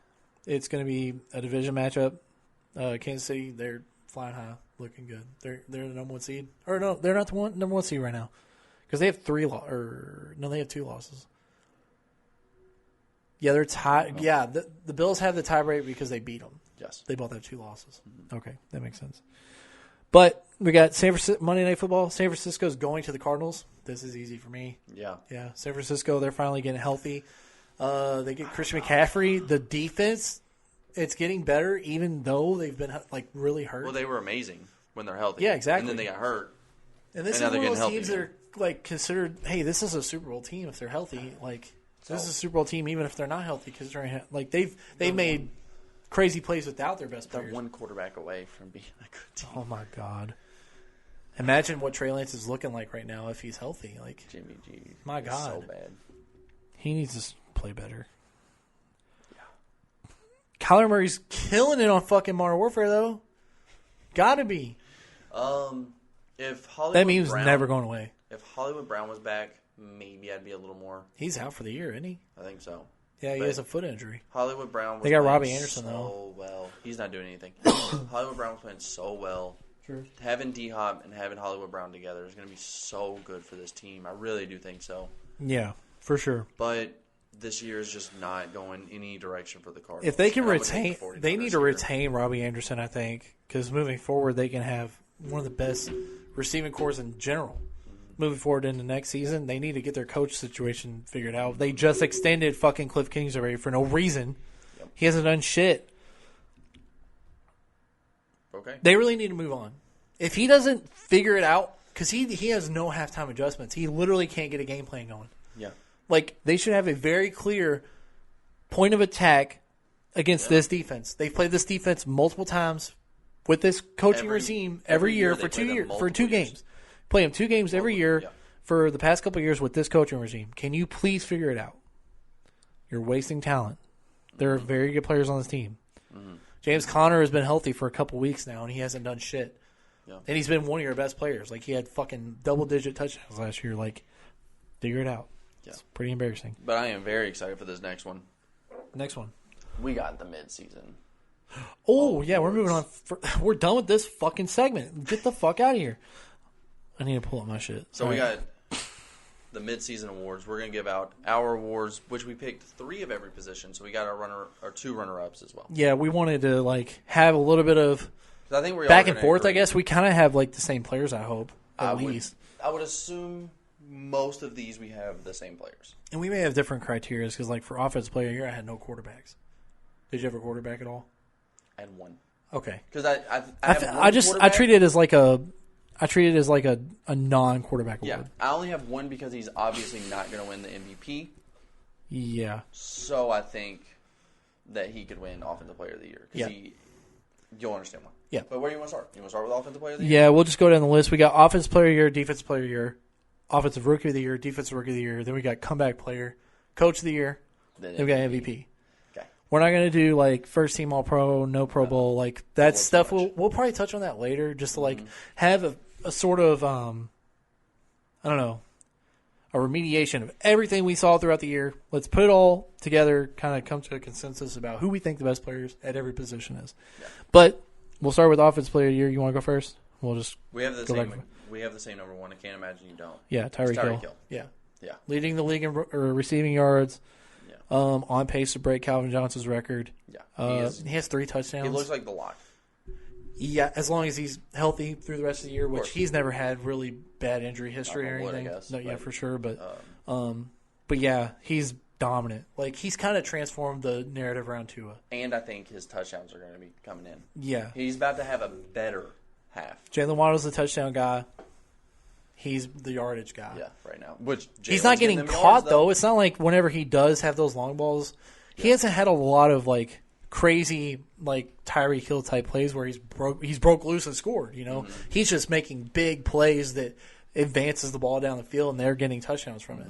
Because you see, like, Chase Edmonds, like, he's getting in the end zone, Raheem Mostert, and, I mean, they're doing good. They're doing well. So my runner-ups are his teammate, Tua. You have Tua. That's who I'm talking about. Oh, okay. Tua is probably – I don't think Tua's winning MVP. Ooh. But he could definitely win this Offensive Player of the Year award just because. The thing about Tyreek is possibly in the MVP discussion. Possibly. I'd say he's within my top 5. I'd like to and he'd probably be 5th. Then my last Offensive Player of the Year was Diggs. I think he's not had all the great games, but I think he's a couple games. Okay, like, so you had Tyreek Hill 1. Yeah. You had Jalen 2. You had 2 or 2. And then Stephon Diggs 3. So I have Tyreek. I have Derrick Henry 2. And we have Stephon Diggs. Oh, cool. Both have Stephon. Okay. Stephon's been great. He has, 7 touchdowns, I think? Something like that, yeah. He doesn't have the most yardage. He has, like, he obviously has less yardage than Tyreek, but he has the touchdown production. And I don't know. He hasn't made any negative plays that have kind of, like, impacted the game. He's got great hands. Mm-hmm. And then obviously with Derrick Henry, he's transformed the Titans overall for the past couple of years. Like, he's easily the best running back in football. Yeah. And he's overtaken fucking Nick Chubb for the rushing title leader. Like, yeah. He's had dominant games back to back. So I get it 100%. He's going to continue to do that, and he's their main offensive weapon. So, I mean, even if you know he's the guy that you got to key on, he's still getting that kind of yardage. It's wild. Yeah. So, moving on, we got Defensive Player of the Year. I want to hear what you got. You want to do all 3 years and then we switch, or do you want to alternate? Who do you have winning it? You go first. Micah Parsons. Yeah, Micah? Okay. He is the obvious front runner at this point. He is the betting favorite. I wouldn't say it's obvious. He is the betting favorite. He is on everyone's list. He is on my list. He's obviously on the list for sure. He's the front runner. He is the number 1 by I would say a pretty solid margin. I think that if you look into the deep analytics, obviously. But that's not it's not necessarily what voters use. It's a lot about the narrative and what you see, with your eyes. Obviously, there's not a lot of people that are, analyzing football from a scheme perspective. But Darius Big Play Slay is the best player on defense in football right now. I don't know. He's the best corner in football right now. His fucking running mate is a top 5 corner as well. He's one of my favorites. He's not on my list. It's on your list For Defensive Player of the Year. That's bad. He is just...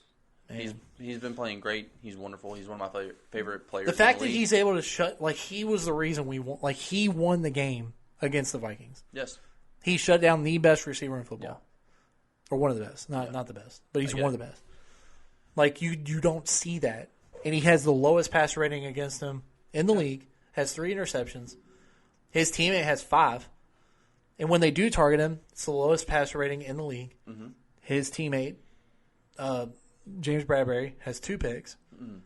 Second lowest passer rating in the NFL when targeted. Mm-hmm. So this defensive backfield, I understand the pick. It kind of comes through him, I think. Yeah.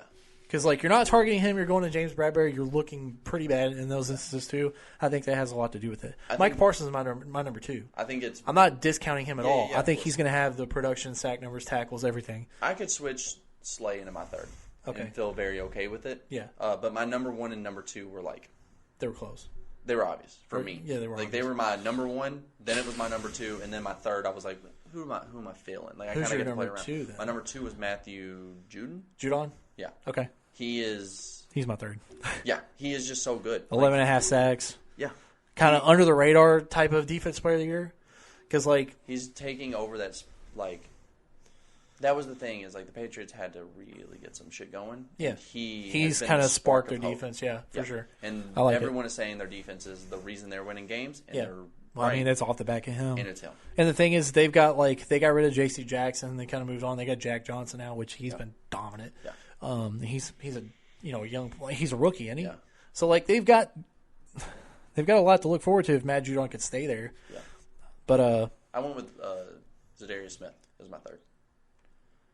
Okay. I actually like that because I think the Vikings they've played pretty good defense. Yeah, and that's why I think so. They were projected to have a pretty bad defense this year. Their defense was the only thing keeping them from being a good team. Yeah, and they've only lost 1 game. The narrative that was going at the beginning or before the season. So for them to have a good defense, for them to be able to do this, and he is their star. Right. I think that if you're looking at Defensive Player of the Year from a perspective of are they a component that you look at whenever you're talking about why they won the game? Mm-hmm. Clearly Micah Parsons, clearly Darius Slay. Yeah. Matt Judon's in there. Yes, absolutely. Whenever you talk about the players that are contributing the most to one side of the football, those 3 guys to me are the guys that are the most prominent in those conversations. And you got Nick Bosa. You've got Nick Bosa was almost on my list, but yeah, I mean you've got Sauce Gardner. I think he is a very credible shot at winning Defensive Player of the Year. Yeah. As a rookie, which we haven't seen in a while. So, I do like your list though. Yeah, I like yours too. I just don't love Slay. I just don't love Slay. I can understand it coming off as bias, but whenever you look at the deep numbers about it, he has not allowed over a 30 pass rating when he's targeted, and he's shut down some of the best receivers in the NFL. So, very good. One of my favorite players in the league. Yeah, love Big Play. All right, moving on. We got Offensive Rookie of the Year. This one was hard for me. My number 1's pretty crazy. I think it's actually going to be different from yours. My number 1 was obvious. My number Pierce? 2. You have Pierce 1? It was real close, but no. I think Kenneth Walker is number 1. Okay, I have him 1 too. I thought that's where we were going to have a difference. Yeah, what I was going to say is Kenneth Walker felt like my number 1. The touchdowns, having 7 as opposed to 3. Yeah. And he has a little under 100 yards less than I think it Damian helped Pierce too because of the retirement in Seattle. Chris Carson put him just right at the number 1 right off the rip. Yeah, and he's been that helps. He's been a major portion of their offense. The first 2 games, Rex Burkhead was for some reason their go-to, and then Rex Burkhead. Yeah, and then Damian Pierce took the job. Oh, you're talking about Houston. My bad. Because he's our number 2. I think that he was expected to be the starter for a while. It's just they didn't start with him. Yeah, and that's why I think Kenneth Walker. I actually don't have Damian Pierce 2. Oh, my number 3, I could have just picked out of a poll. I had no clue who I wanted as my 3rd. I thought it was pretty obvious. Who? Chris Olave. He's my 3rd. He is who I went with. Yeah, but I think he's easily the best receiver in the class so far. Yeah, but he hasn't been Like, these two guys have been spectacular. I think he's on pace. He's on pace for over. Mine's Breece Hall. I'm gonna put Breece Hall at 3 because if he was healthy, he's 1. Yeah, but he's not. That's the thing. He's not. Yeah, it sucks because I'd be right there with you. It's really the running back class that was the best of the rookies. But if it's the midseason awards, if it ended today, Breece Hall wins this. Then Kenneth Walker is my runner-up, and then it's Dameon Pierce. Yeah, I would project it for the rest of the year though, just because. But we both had the same guy. Yeah. I went Kenneth Walker 1. Chris Olave 2, and Dameon Pierce 3. I just think Chris has kind of been. He's had to make up for the fact that Mike. What's his name? Fuck. Michael Thomas. Yeah, Michael Thomas has been out hurt again. It's crazy that I Terrell's a fucking terrible injury. Yeah, I do not blame you for forgetting his name. He just doesn't play football. I mean, he's still really good. When he was allegedly, he's pretty good. But Chris Olave taking over that role as the number 1 receiver for a bad football team. It's a lot of pressure for that guy. He is doing what... And he doesn't have a quarterback. Trayvon Burks was supposed to. Treylon Burks, yeah. Treylon Burks, yes, it is. That's what he was supposed to do, is what Olive is doing. Yeah. But we'll move on from there. We got Defensive Rookie of the Year. Easy. This is easy. Easy number 1. I think it's the easy 3. Okay. I went with a crazy third just because I'm a little biased. I kind of did what you did with Slay. But I put him at 3. Okay. Where I was like, if you pull the analytics, you can make the argument more than the other. But who's your number 1? We have Sauce. Yeah. Who's your 2? Then I got Tariq Woolen. Same. Who's your 3? They're the 2 best rookie corners in the league. Absolutely unbelievable. Top 5 corners in the league. Seattle drafted so well. They did. We could keep going on about it, honestly, for a while. You know what? Offensive Rookie of the Year, we could have went with Charles Cross within that top 3.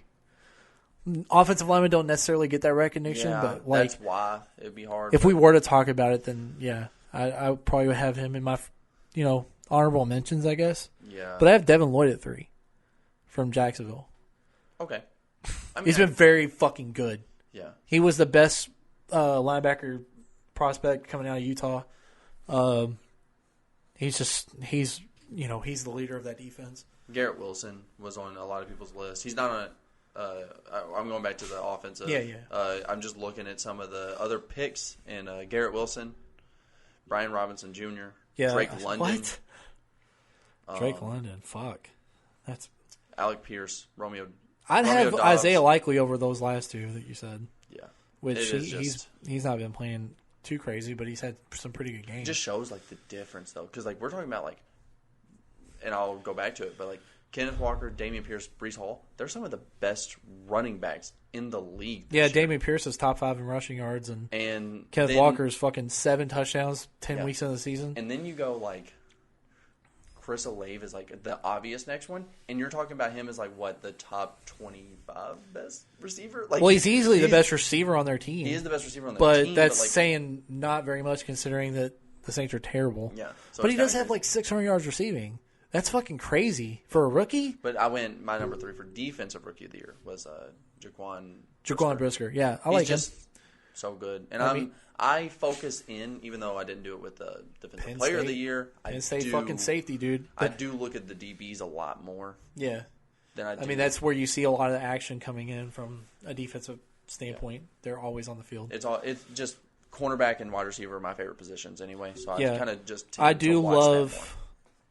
love him. I was wanting him so bad because I was a little upset with the pick. Because I was like, it's not necessarily what we need. It obviously worked out. You had Eddie Jackson, your defensive backs were decent. But... Yeah, but I was like, we need offensive linemen. They're horrible. We need weapons. They're horrible. So I'm glad we did what we did. But I do like that pick, though. I think it's pretty good because, he's going to be good for a while. He's always all over the field. He's good. He's very good. All right, moving on. We got comeback player of the year. I think there's 2 that we can choose from, like you've been saying. Your third was just who do you want to give some recognition to? Yeah, pretty much. Yeah. We got Geno Smith. He's my number 1 too. Geno Smith is my number 1. I love Geno. I actually wanted. He was going to be in my MVP, and he was going to be in my offensive, but I just didn't do it. But do you want to extend our MVP to 5 players, just to kind of? No, I think it's good at 3. But Geno was the guy because I think you would be in there. I do too. Oh fuck! I could easily do. I think so too. Yeah, I guess we can. All right, we'll do it because I know it. Let's do it. And But then it's Saquon at 2. Yeah. Saquon is comeback player of the year at 2. I'm assuming you went Derrick Henry at 3? Or did you go CMC? I think Derrick's been more consistent. Yes. CMC hasn't looked good until he got to San Francisco. He wasn't looking bad, though. Yeah, but he wasn't this good. But yeah. He's way better. He's way better in San Francisco. Of course. I mean, that's obvious. Involve him more. The Panthers seemed timid. They were like, he is going to get hurt if he is our every down back. If he is our workhorse, we cannot use him on every play. True. So I get why they were timid about what they did. If Michael Thomas was playing, he would have consideration because I'm sure he'd be okay, but he's not. Nope. I'm trying to think of other players within this category. But Geno's has been an unbelievable story. Yeah, I mean, it's Saquon ridiculous. Is awesome because everyone – I do hear the narrative of, like, Saquon's washed, he's done, it's over. But, like, I think more of the narrative was, like, Saquon is very talented. He has had some bad years. This is going to be his breakout year. Like, a lot of people expected this. Maybe not to this extent, but they expected Saquon to be back at being Saquon. Well, they've always said that Saquon was just like the home run hitter, too, that wasn't consistent between the tackles. And, like, okay, that doesn't matter when he's catching the ball in the backfield and going for 30. Yeah. Like, he's still the most athletic running back in the NFL. He's still the biggest he's the quickest running back at that size I've ever seen. Like, he's massive. He's like 230 pounds of pure muscle. Mm-hmm. His quads are bigger than my entire torso. And I'm a big fucking guy. So he's Saquon Barkley deserves a lot of credit for how well the Giants have played. So I mean, that's my list there. I mean, it really didn't go anything beyond Saquon. No. So we Coach got of the year. Coach of the year. I know who your number 1 is. He's actually my number 2. Okay. Who you have? I think I know. Can I guess your first? Brian Daboll. Yeah. I figured. I like it. I give more credit to not having the talent and not having. That's what I was going to talk to you about. Yeah. He was expected to lose every single game and has put them to go into the playoffs. Yeah, and they've made Daniel Jones look like he's capable of becoming something better. Yeah, like he's a consistent. I think he could be an Eli Manning type player, where he has crazy. A lot of turnovers through his career, but like he's still winning, and he's accurate when it matters. Yeah, because Eli I'd say he's a Hall of Famer at this point, which is pretty bad to say, but Brian Daboll has changed the outlook of an entire team. Yes. Versus your number 1, my number 2. He didn't do that, but he kind of did. But he got a lot of help of, like, the talent was there, and he's making the most of the talent because, like, there awesome. are coaches that get talent like that and they don't do shit with it. Of course, and that's why I think he's number 2. Yeah, Nick Sirianni is my number 1. See that. Who's your number 2? I'm swayed more towards because I'm paying attention to this team more. It's hard, but there's so much that goes into the equation for me when I'm talking about like coach of the year. Yeah, undefeated through 8 weeks. Of course, that's eight wins, undefeated through 10 weeks. Mm-hmm.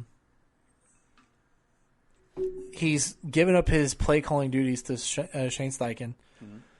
He trusts in the process, which is a big narrative around Philly. I feel like he's a high energy guy. He has what the fuck is his name in Detroit? Dan Campbell. Like he's got the energy of Dan Campbell, but he's as goofy as Dan Campbell, but he's also grown a lot. Where like the press conferences and the narrative around him early on in his career, he turns it completely around in the second season. He's grown upon a playoff berth, becoming a wild card team, and he's turned that into an undefeated season so far. Yeah, like it's not solely on the talent there. I'd like to say that. No, I don't think he is the sole reason because like that matters. Coaching matters more in the NFL than any other sport. Yeah. But like, I think that he's really taking advantage of the situation, and he believes in Jalen. Just let Jalen be who he is, and they'll go far with that. Yeah. Yeah, I think he's a hell of a coach. But I've got Pete Carroll at 2. I have Pete Carroll at 3. So we have our top 3. That's the same. And you I have Branden Daboll at 3. Okay. I think Pete Carroll is actually where he's in a situation where I think there was even less trust in Geno than there was in Daniel Jones. Yeah. Yeah, because Gino wasn't projected to start. It was supposed to be Drew Lock. And the thing is that we see Brian Daboll as a quarterback groomer. We see him, fixing quarterback play for the sake of the team with like Josh Allen with Buffalo in their situation. He was the reason that Josh Allen took such a great step in his play.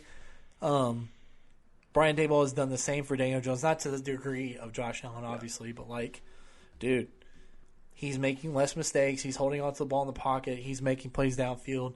He's also transformed the offense into a run-first team. Love that. Yeah. And he's really gritty. He is what New York needed because he is like the Rex Ryan of the Giants. He is Rex Ryan. I love that. He's a lot like Rex. I don't think he's as, he's not as brazen or fucking out there in the media, but he is very clearly that coach that you need whenever you want to, get a couple extra yards because you're fighting for that guy, Yeah. And they've won fucking 6 games at this point. Yes.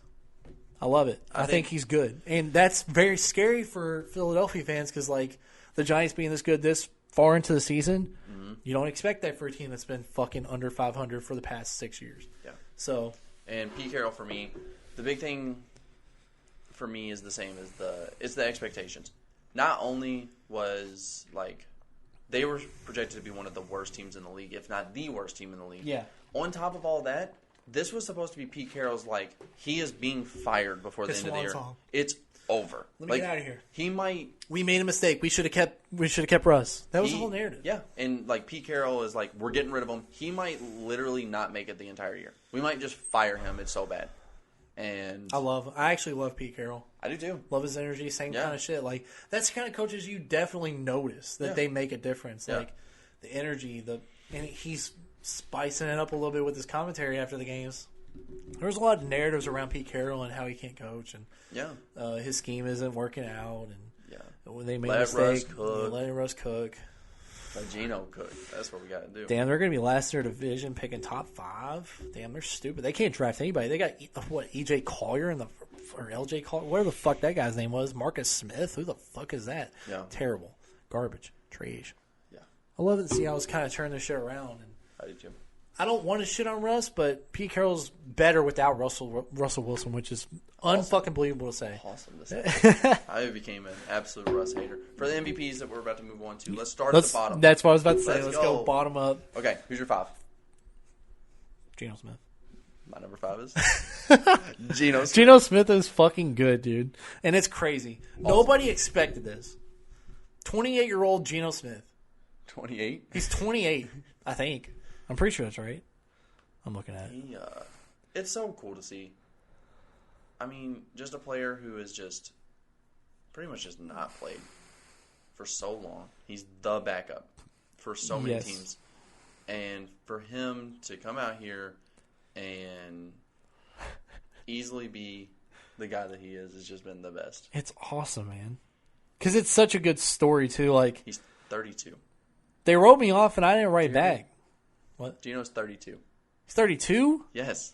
That's why when you said 28, I was like, that seems crazy. I mean, that's not too far off. It's not, but it seemed crazy. But when the fuck was he drafted? God damn, 10 years ago. Fuck. 2012. That was luck. Yeah. That's Russell Wilson. They're the same fucking age. That's awesome. Well, Russ is a couple years older. His career at the Jets from 2013 to 2016. Man. Are you looking at his stats? Yeah. His career stats? He played at the Jets. You can see that he was the starter 2 years. Didn't play his next 2 years. Didn't play in 2017 he played a little bit in 2017 with the As a rookie, Giants. He completed 55% of his passes. And then 2018 he played for the Chargers. Didn't really actually play. He had 8 yards on the season. And then he's been in Seattle since 2020. Just been chilling there, doing his thing. He had to play in 2021 because obviously Russ was hurt with his thumb. Yeah, and he came in. He had 700 yards in 4 games, and he had 5 touchdowns, 1 pick, 103 passer rating. I mean, that's pretty fucking good. It's above average, but nothing like this season. 17 touchdowns, 4 interceptions, has 2,400 yards. His completion percentage is it's the highest in the league. It's 72.8%. As a starting quarterback for the Seattle Seahawks, I am all who in. was fucking rolled off, by the way. I am all in. I love it. Geno best story in the NFL, I think. Yeah, bring Geno back to the Jets. There are 3 quarterback stories in the NFL that I love this season: Geno Smith, Tua Tagovailoa, and Jalen Hurts. Those are the 3 quarterbacks that like everybody didn't give a fuck. They're all bad. Write them off. Draft C.J. Stroud, and they're looking pretty fucking good. I love that DK Metcalf and Tyler Lockett to throw to. I don't know why you'd want to go to Denver. So stupid. It's fucking stupid. I am not only on the hype train. I'm also on the hate train. Oh, and it feels great. I don't like hating on Russ because I think he's a decent great. person, but like he's fucking cringe. Yeah, but he's been cringy and he sucks at football, so I like hating him. Who's your number 4? Hold on, I'm gonna do this real quick. I want to compare their stats. Yeah, it's awesome. Every time I talk about him, I want to do it because it's just so nice to look at. Oh man, I mean, I can go next. I've got Derrick Henry at 4. Okay. He's just the best. I went all quarterbacks. You went all quarterbacks? That's who the award goes to. True. My number 4 is Tua. Oh, man. Yeah. Oh, man, that's actually crazy. I didn't have him in my top 5. Yeah. Well, you had. Damn. I know he's not in your top 3, so. How do you know? Because I know the top 3 are the exact same, just in different orders.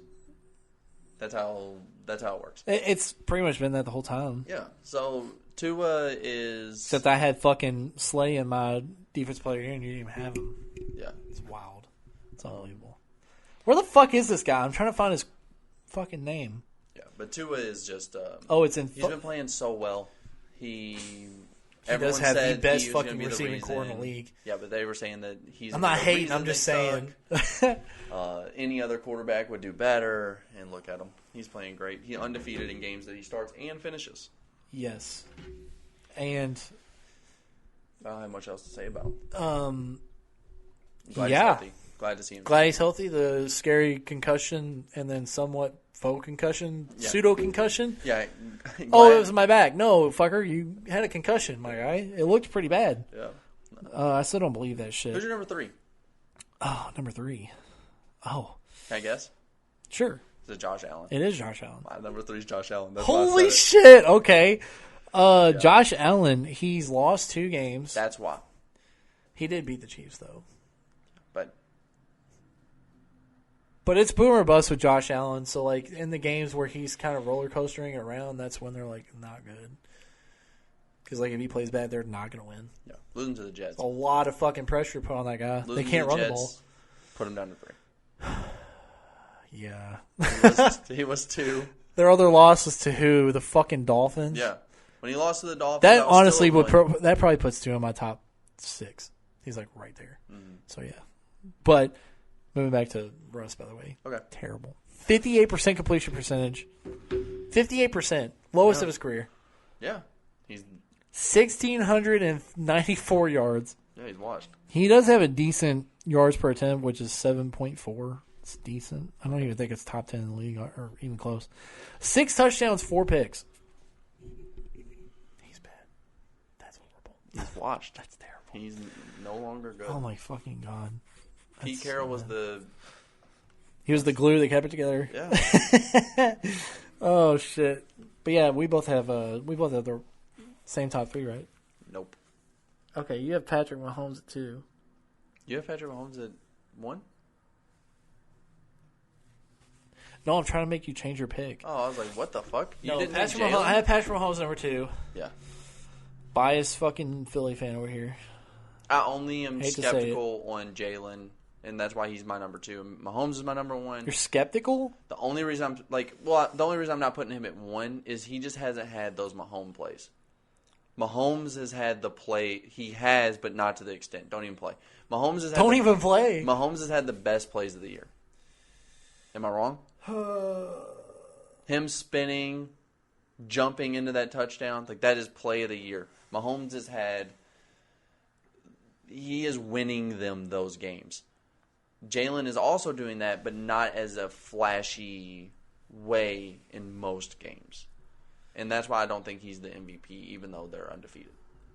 I think the undefeated record is what puts him at number 1 for me. Absolutely. If you wanted to give Coach of the Year to them, if you wanted to give them MVP because they're undefeated, I absolutely would have no arguments against it. I'd say, yeah, that makes sense. I'm trying to pull up let's go to stats real quick. Because the thing is that they're close, Yeah. In some categories, obviously not in others. Mm-hmm. Patrick Mahomes is second in total yards or passing yards. Jalen is, let's pull out yards per attempt. We'll just sort them all. Mm-hmm. So Jalen Hurts is second in yards per attempt. Damn. Patrick Mahomes is way down there. Do you want to see like their side-by-side comparison right here? Yeah, Right. that's work. Completions. Okay. You want to take the guess first on who has Mahomes more? has more completions. 219 completions for Mahomes, 163 for Jalen. Okay. Attempts. Mahomes Has 331 attempts. He has fucking nearly 70 in one game. Yeah. Jalen has 239. Okay. Percentage. Jalen has a higher percentage, I think. Mahomes has 66.2. Damn, it's close then. Jalen has 68.2. So he's 6% more. Oh, I thought you were saying that Patrick was higher because you named him first. That's good, though. I will name Patrick Mahomes' stats first. Okay. Yards. Okay. Yards is Mahomes. Mahomes has By like 500. It's like 26 something? almost 600. Yeah. Mahomes has 2,605 yards. Jalen has 2,042 yards. So, a little 550. Yeah. It's good. Yards per attempt. Well, we just talked about that. It's Jalen. Yes. 7.9 for Mahomes, 8.5 for Jalen. Highest of Jalen's career. This is where I think that I start to win. Touchdowns for sure. Touchdowns. It is 21 for Mahomes, and then 12 for Jalen. Jalen. Yeah, Jalen's got 12. Now the interceptions, though. Rushing touchdowns are. I also include those, obviously. We'll total get to touchdowns. Yeah, they're on here. Yeah. Interceptions. Mahomes has more. Mahomes has 6. Jalen has 2. Okay. Sacked. Mahomes has been sacked more. Sacked less. Really? 16. To Jalen's Jalen's what? 22. Holy fuck. Isn't that weird? I would have never guessed that. I didn't think he's been sacked that much. I didn't think he did get sacked sacked like 3 times against like Detroit and Yeah. fucking Dallas. So Yeah. Rushing. This is hilarious to look side by side. Who has more attempts? more attempts. Mahomes. Mahomes has 27 attempts. Jalen has 88 attempps. His not even Well, no. Yeah. You said it's hilarious. It kind of threw me off. Yeah. No, it's just hilarious because looking at them. Yards, Mahomes has 176 yards. Jalen has more yards. Jalen has 326.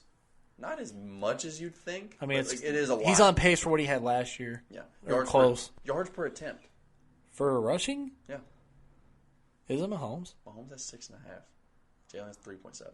Oh, it's because of those fucking quarterback sneaks. Yeah. They literally run it 90. The longest? They run it. No, it's. I can't remember the stat. They literally have converted on every 4th and 1 attempt that they run a sneak. That's awesome. It's every time. Longest? Who has the longer run? Mahomes. Mahomes has a 20-yard rush. That was against Jalen Tennessee. has a 26-yard No fucking way. What? Amount of 20-plus rushes. Both of them have 1. Okay. Touchdowns? Rushing touchdowns. Jalen. Mahomes has 1. Okay. Jalen has 6. Yes. Yeah. Leading our team in rushing touchdown, I think. I think he may have more than Miles. So, I mean, it is close. It's close. I think that, obviously, Mahomes has the edge in passing touchdowns. Yeah. He's throwing it so much more. Yeah. And that helps when you're a quarterback. That's the thing. Like, if you give Jalen the same amount of attempts, what does it look like? His percentage is better. His yards per attempt is better. Yep. So I would assume it would look good. If you put it on pace, like if you were to, hold on. Yeah. Let me see your phone. So, let's see. So you pretty much just add 40 attempts. Onto that, you can run the numbers, and it would probably be a lot closer, but at the end of the day. So it's... Honestly, if you ran the numbers, though... It's 32 attempts. If you just went off the stats... Wait, no, it's 100. It's nearly a fucking 100. Yeah. Listen, if you run the numbers and you just do the stats only and just the math equation... Yeah. Mahomes' rushing yards would go through the fucking roof if he had the amount of rushes, just because of the way the numbers are. All right, so hold on one second. Let's see. So it's 92 attempts, I think. Yeah, it's 92 more attempts at 8.5 yards per play. So 782 yards on to 2042, right? Yep.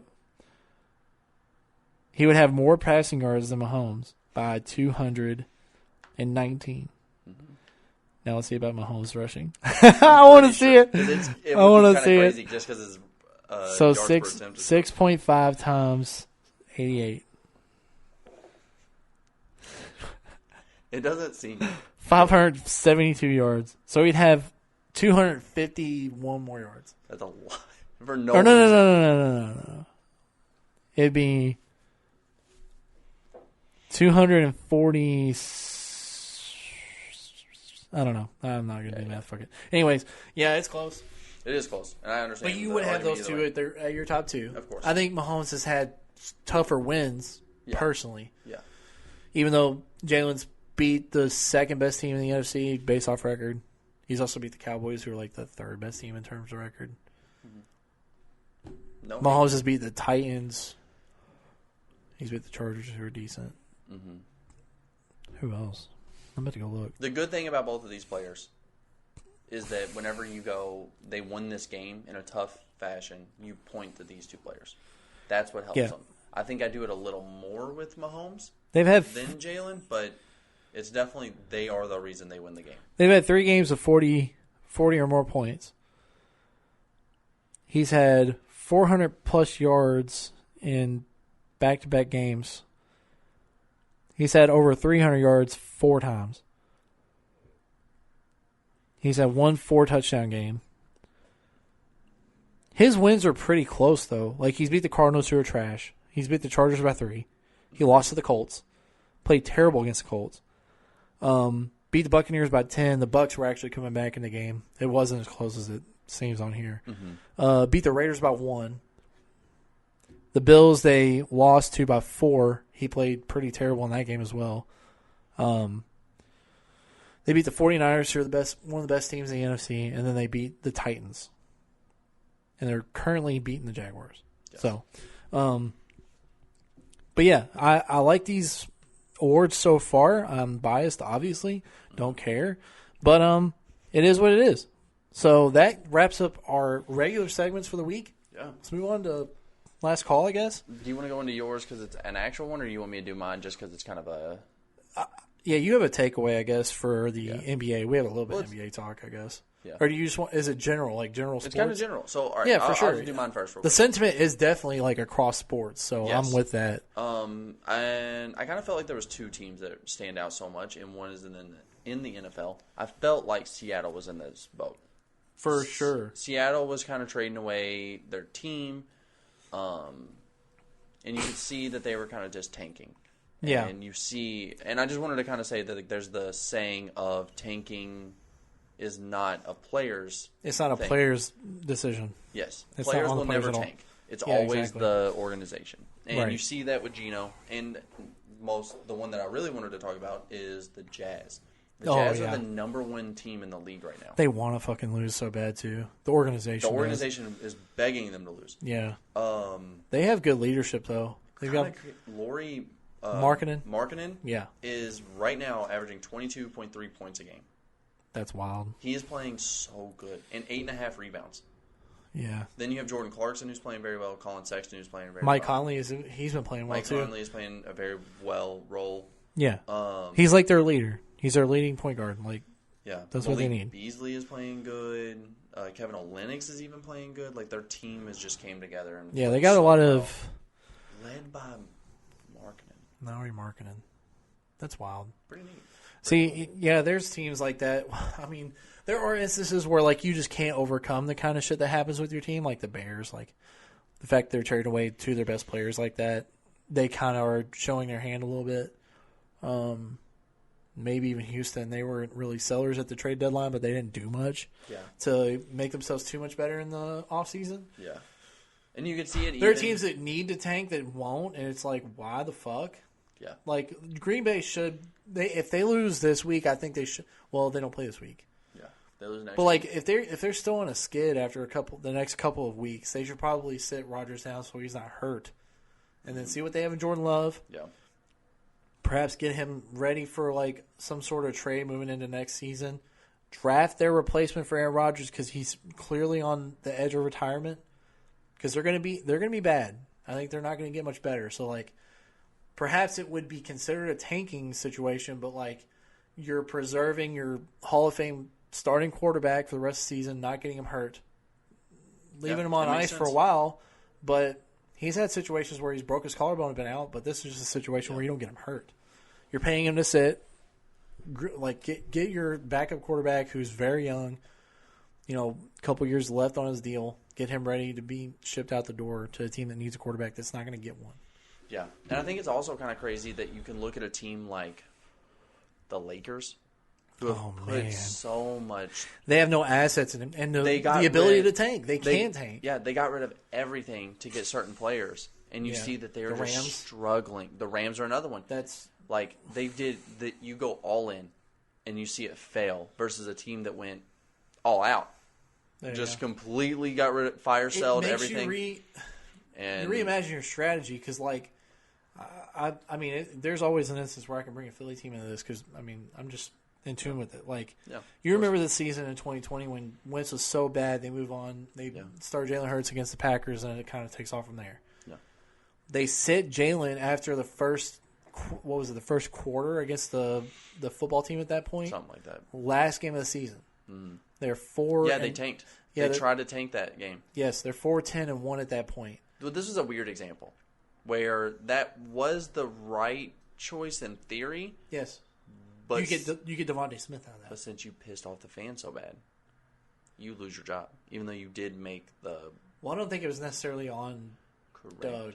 I don't think it was on Doug. It was kind of that. It fell onto Doug. It might not have been on him, but it fell onto him, and that caused him to lose that job. Yeah.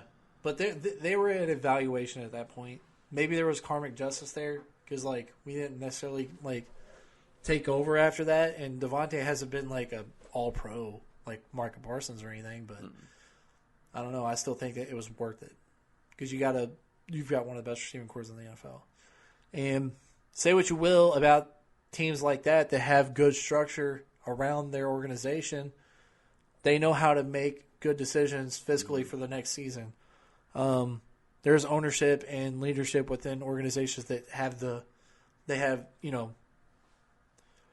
reputation of being good front office personnel, but with shit going on like the Rams and the Warriors, I don't know. Like some of the decisions they make, it just doesn't make sense for the long term. Yeah, the Warriors aren't. I wouldn't say in that. But yeah, because they have young talent. They get this bit of arrogance about them that makes you think that like they don't know exactly what they're talking about.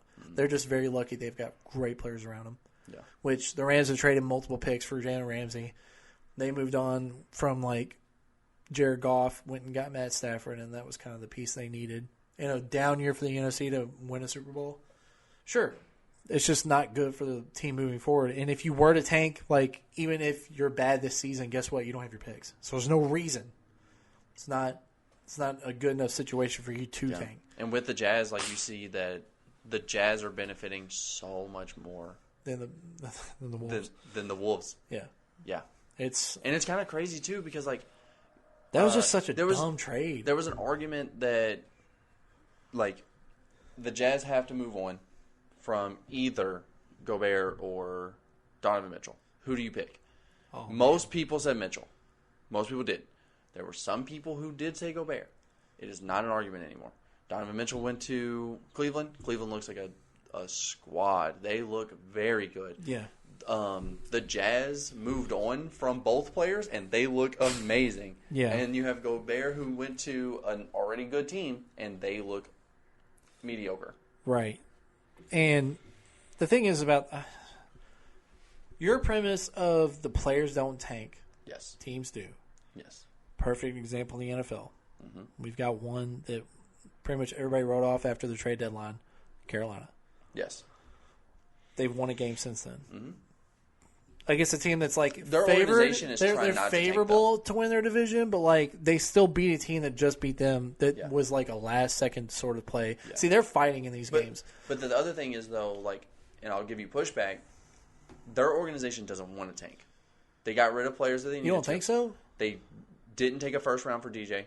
Well, those are foundational pieces. They didn't take 2 first rounders for their defensive player either. I can't think of his name. Brian Burns. But the thing is that he's so young, and he's one of their best players. But still, if if someone offers you a first round and 2 first rounds, you take them if you're tanking. Yeah, but do either of those 2 first round picks turn into what Brian Burns is right now? Probably not. Absolutely could. They could, but do you take a chance on that, or do you just stick with what you know you've got under contract with a rookie year deal with a rookie deal? If you were truly tanking, I understand that perspective. I would rather have 3 more first round picks and get rid of 2 good players that will make my first round pick skyrocket over having 2 foundational pieces. I think that they're also being smart about it because they're like, these guys are established players, they're very fucking good, and we need some sort of we need a safety net for a quarterback that is going to end up landing here. Makes sense. For them to have some sort of talent around. I like what they did. They made a good decision moving on from an expiring contract with not an expiring contract, but like a very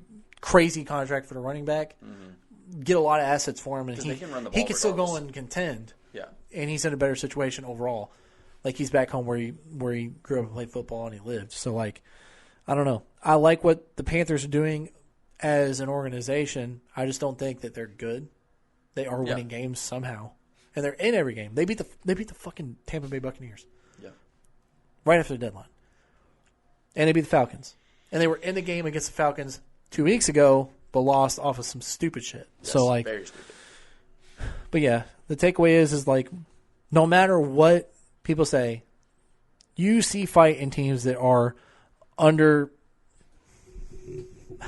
a lot of scrutiny for the kind of things they do with their rosters. Even though these players know that the organizations don't necessarily want them to win, they're going to try their best. So we can move on from there. We got NCAA talk. I want to talk about the college football playoff projections so far. We got this. We'll talk about the standings, I guess. Top 4 teams right now, they're all undefeated, right? Fuck, where is it? There it is. Got the rankings. Top 4 teams. Got Georgia, Ohio State, Michigan, TCU. How do you feel about that? I picked TCU to lose. You think TCU is going to... I picked them to lose. You picked them to lose. Against Texas. Against Texas. Yeah. Yes. They didn't. They actually smacked them. And... well, they didn't really smack them. Their quarterback played horrible. Absolutely horrible. Yeah. Because, I mean, they won. They won 17-10. Yeah, but I get what you're saying, though. That was a really good win. So I'm not as big on TCU, right, as any other team. But I mean, you shouldn't be. You shouldn't be as big on the 4 seed as you are the 1. So it makes sense the way that I feel. My thing is even after. I mean, I've been saying this for a while, not on the podcast, obviously, but. Mm-hmm. I don't see a pathway for any other team to beat Georgia. The only team I give a shot is Ohio State.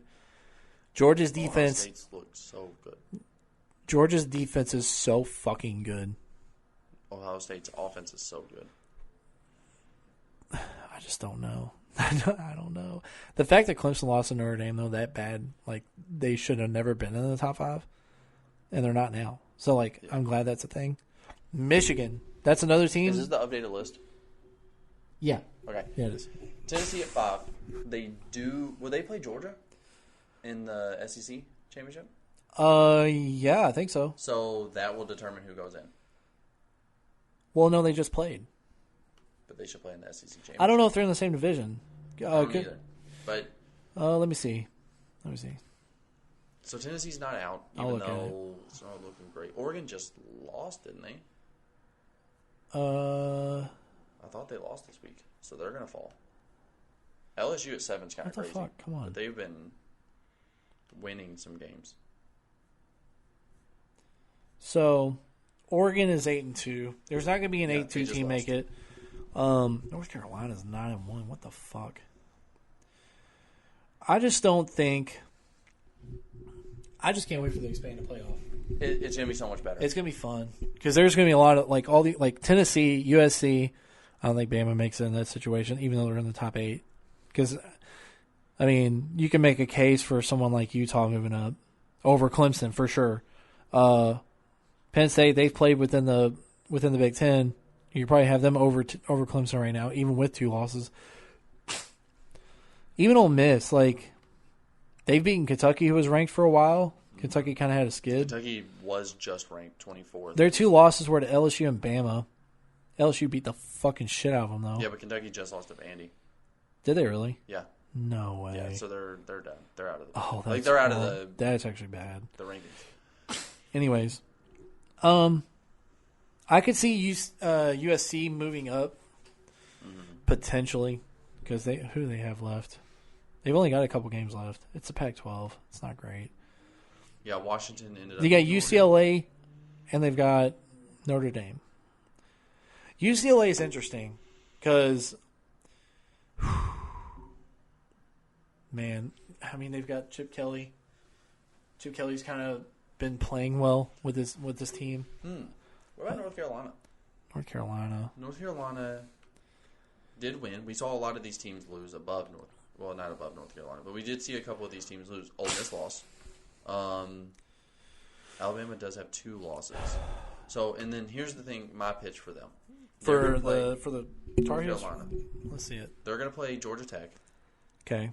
So that should just be an easy win.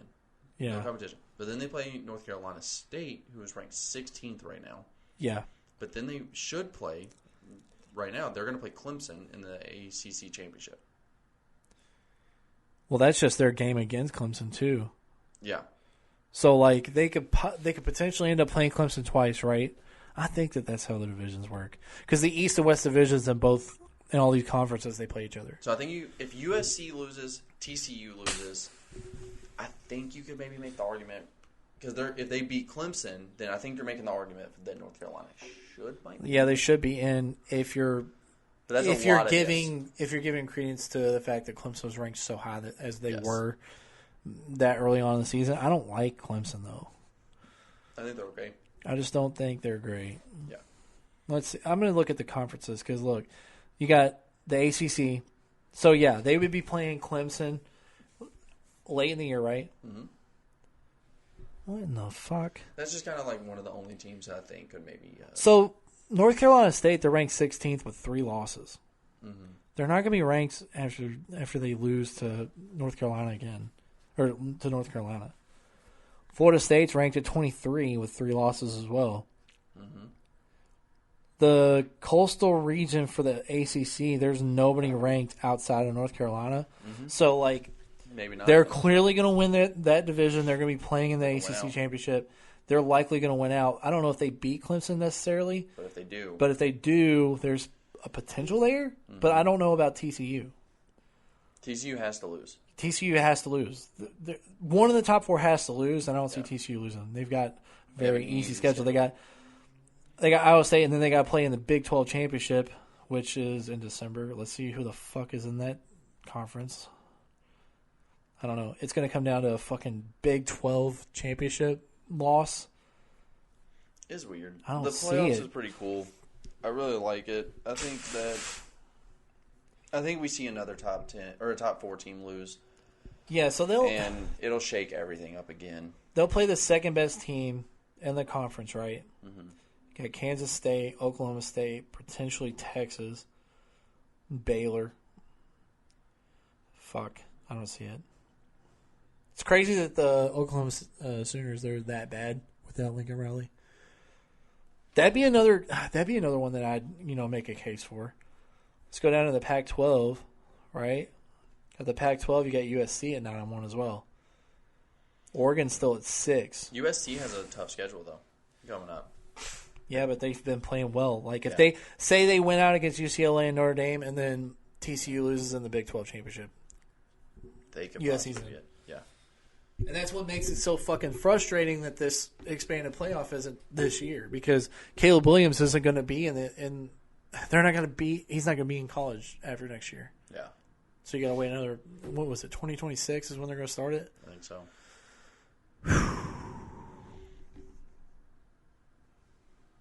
Let's hope Russia doesn't do anything stupid, because we got a couple years for that to happen. I don't want to see. They barely lost to Utah. That's their only fucking loss, dude. And Utah's a top 10 team. Yeah. Man, there's a good case for USC here, I think. Yeah. There's a couple teams. If you had to put any, do you think it ends up the way it is now? Where no, I think one of those 4 teams loses. TCU really? Obviously being the most likely, just because they don't seem as good. What about Michigan? Michigan could. I don't think they played Ohio State yet. Yeah, they haven't played Ohio State yet. They're going to lose. Ohio State just No, them. What? Ohio State's going to Michigan's fire, though. They're not that fire. They're fucking amazing. They don't have C.J. Stroud. He is different. I don't know, man. They still have to play Illinois. They may move up above Ohio State if they end up beating Illinois pretty well. No. Ohio State's my team to win it all, even though I think we got to watch that game. That's fine with too good. I'm good with it. But there's games on today. They've dominated every fucking matchup. They beat Rutgers by, 30, 35? We got some games to watch now. We got to get off here. I know. That's what I'm saying. It was a good week. It was. Still two of us because one of us died. Or he's probably just like sleeping somewhere. Probably sleeping, but That'd probably be 50-50 really. We really don't know. It's not in contact. And that's been another week of Totally Not Biased. It's good shit.